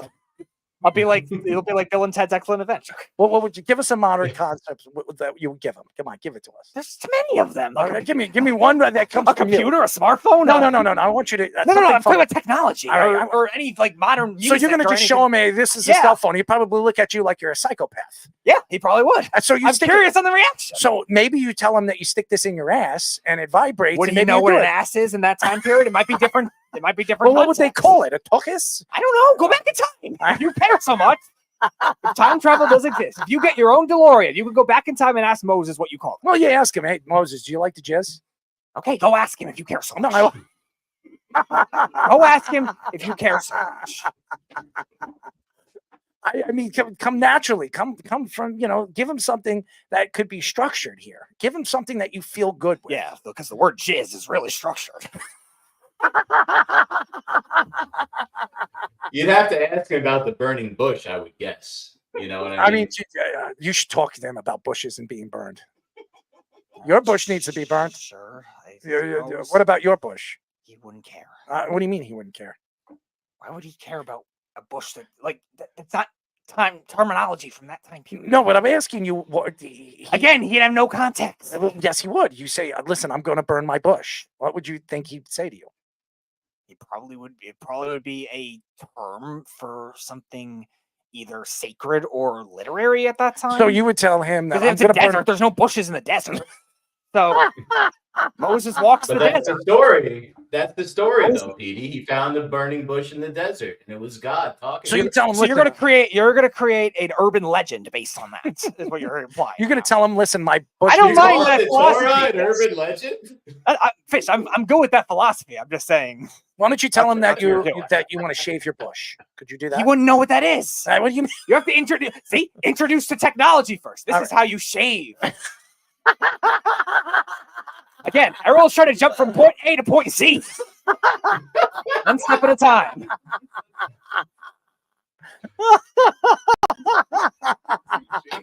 Listen, you got to go up and you got to go down. He's like, you know what? I want it to be quick. I'm just going to burn it. No, that's up to him. I'm not stopping. Maybe the crabs could talk out of it. Okay, if he wants to go burn a bush in a crab with a crab, go ahead. I don't care. It might be the cure for crabs, actually. I think that's a good idea. All right, he can go bring that back to his time period.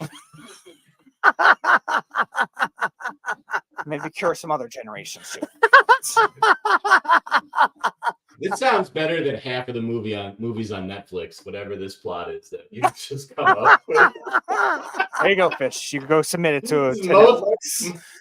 Let my people go. There you go, Fish. You can go submit a script to Netflix based on Moses. You tell Moses that you like to split cheeks. You know, Moses 21st century, whatever you're going for, searching for bushes in the desert. And tell him that you like to split cheeks. It's Fish's script. No, but I want you to. It's Fish's script. No, it's Fish's script. It's his idea. You tell him to split cheeks. It's Fish's script. All right, but what would you say if you said that to him? I like to split cheeks. Okay, it's his character portrayal. Whatever he does, he does.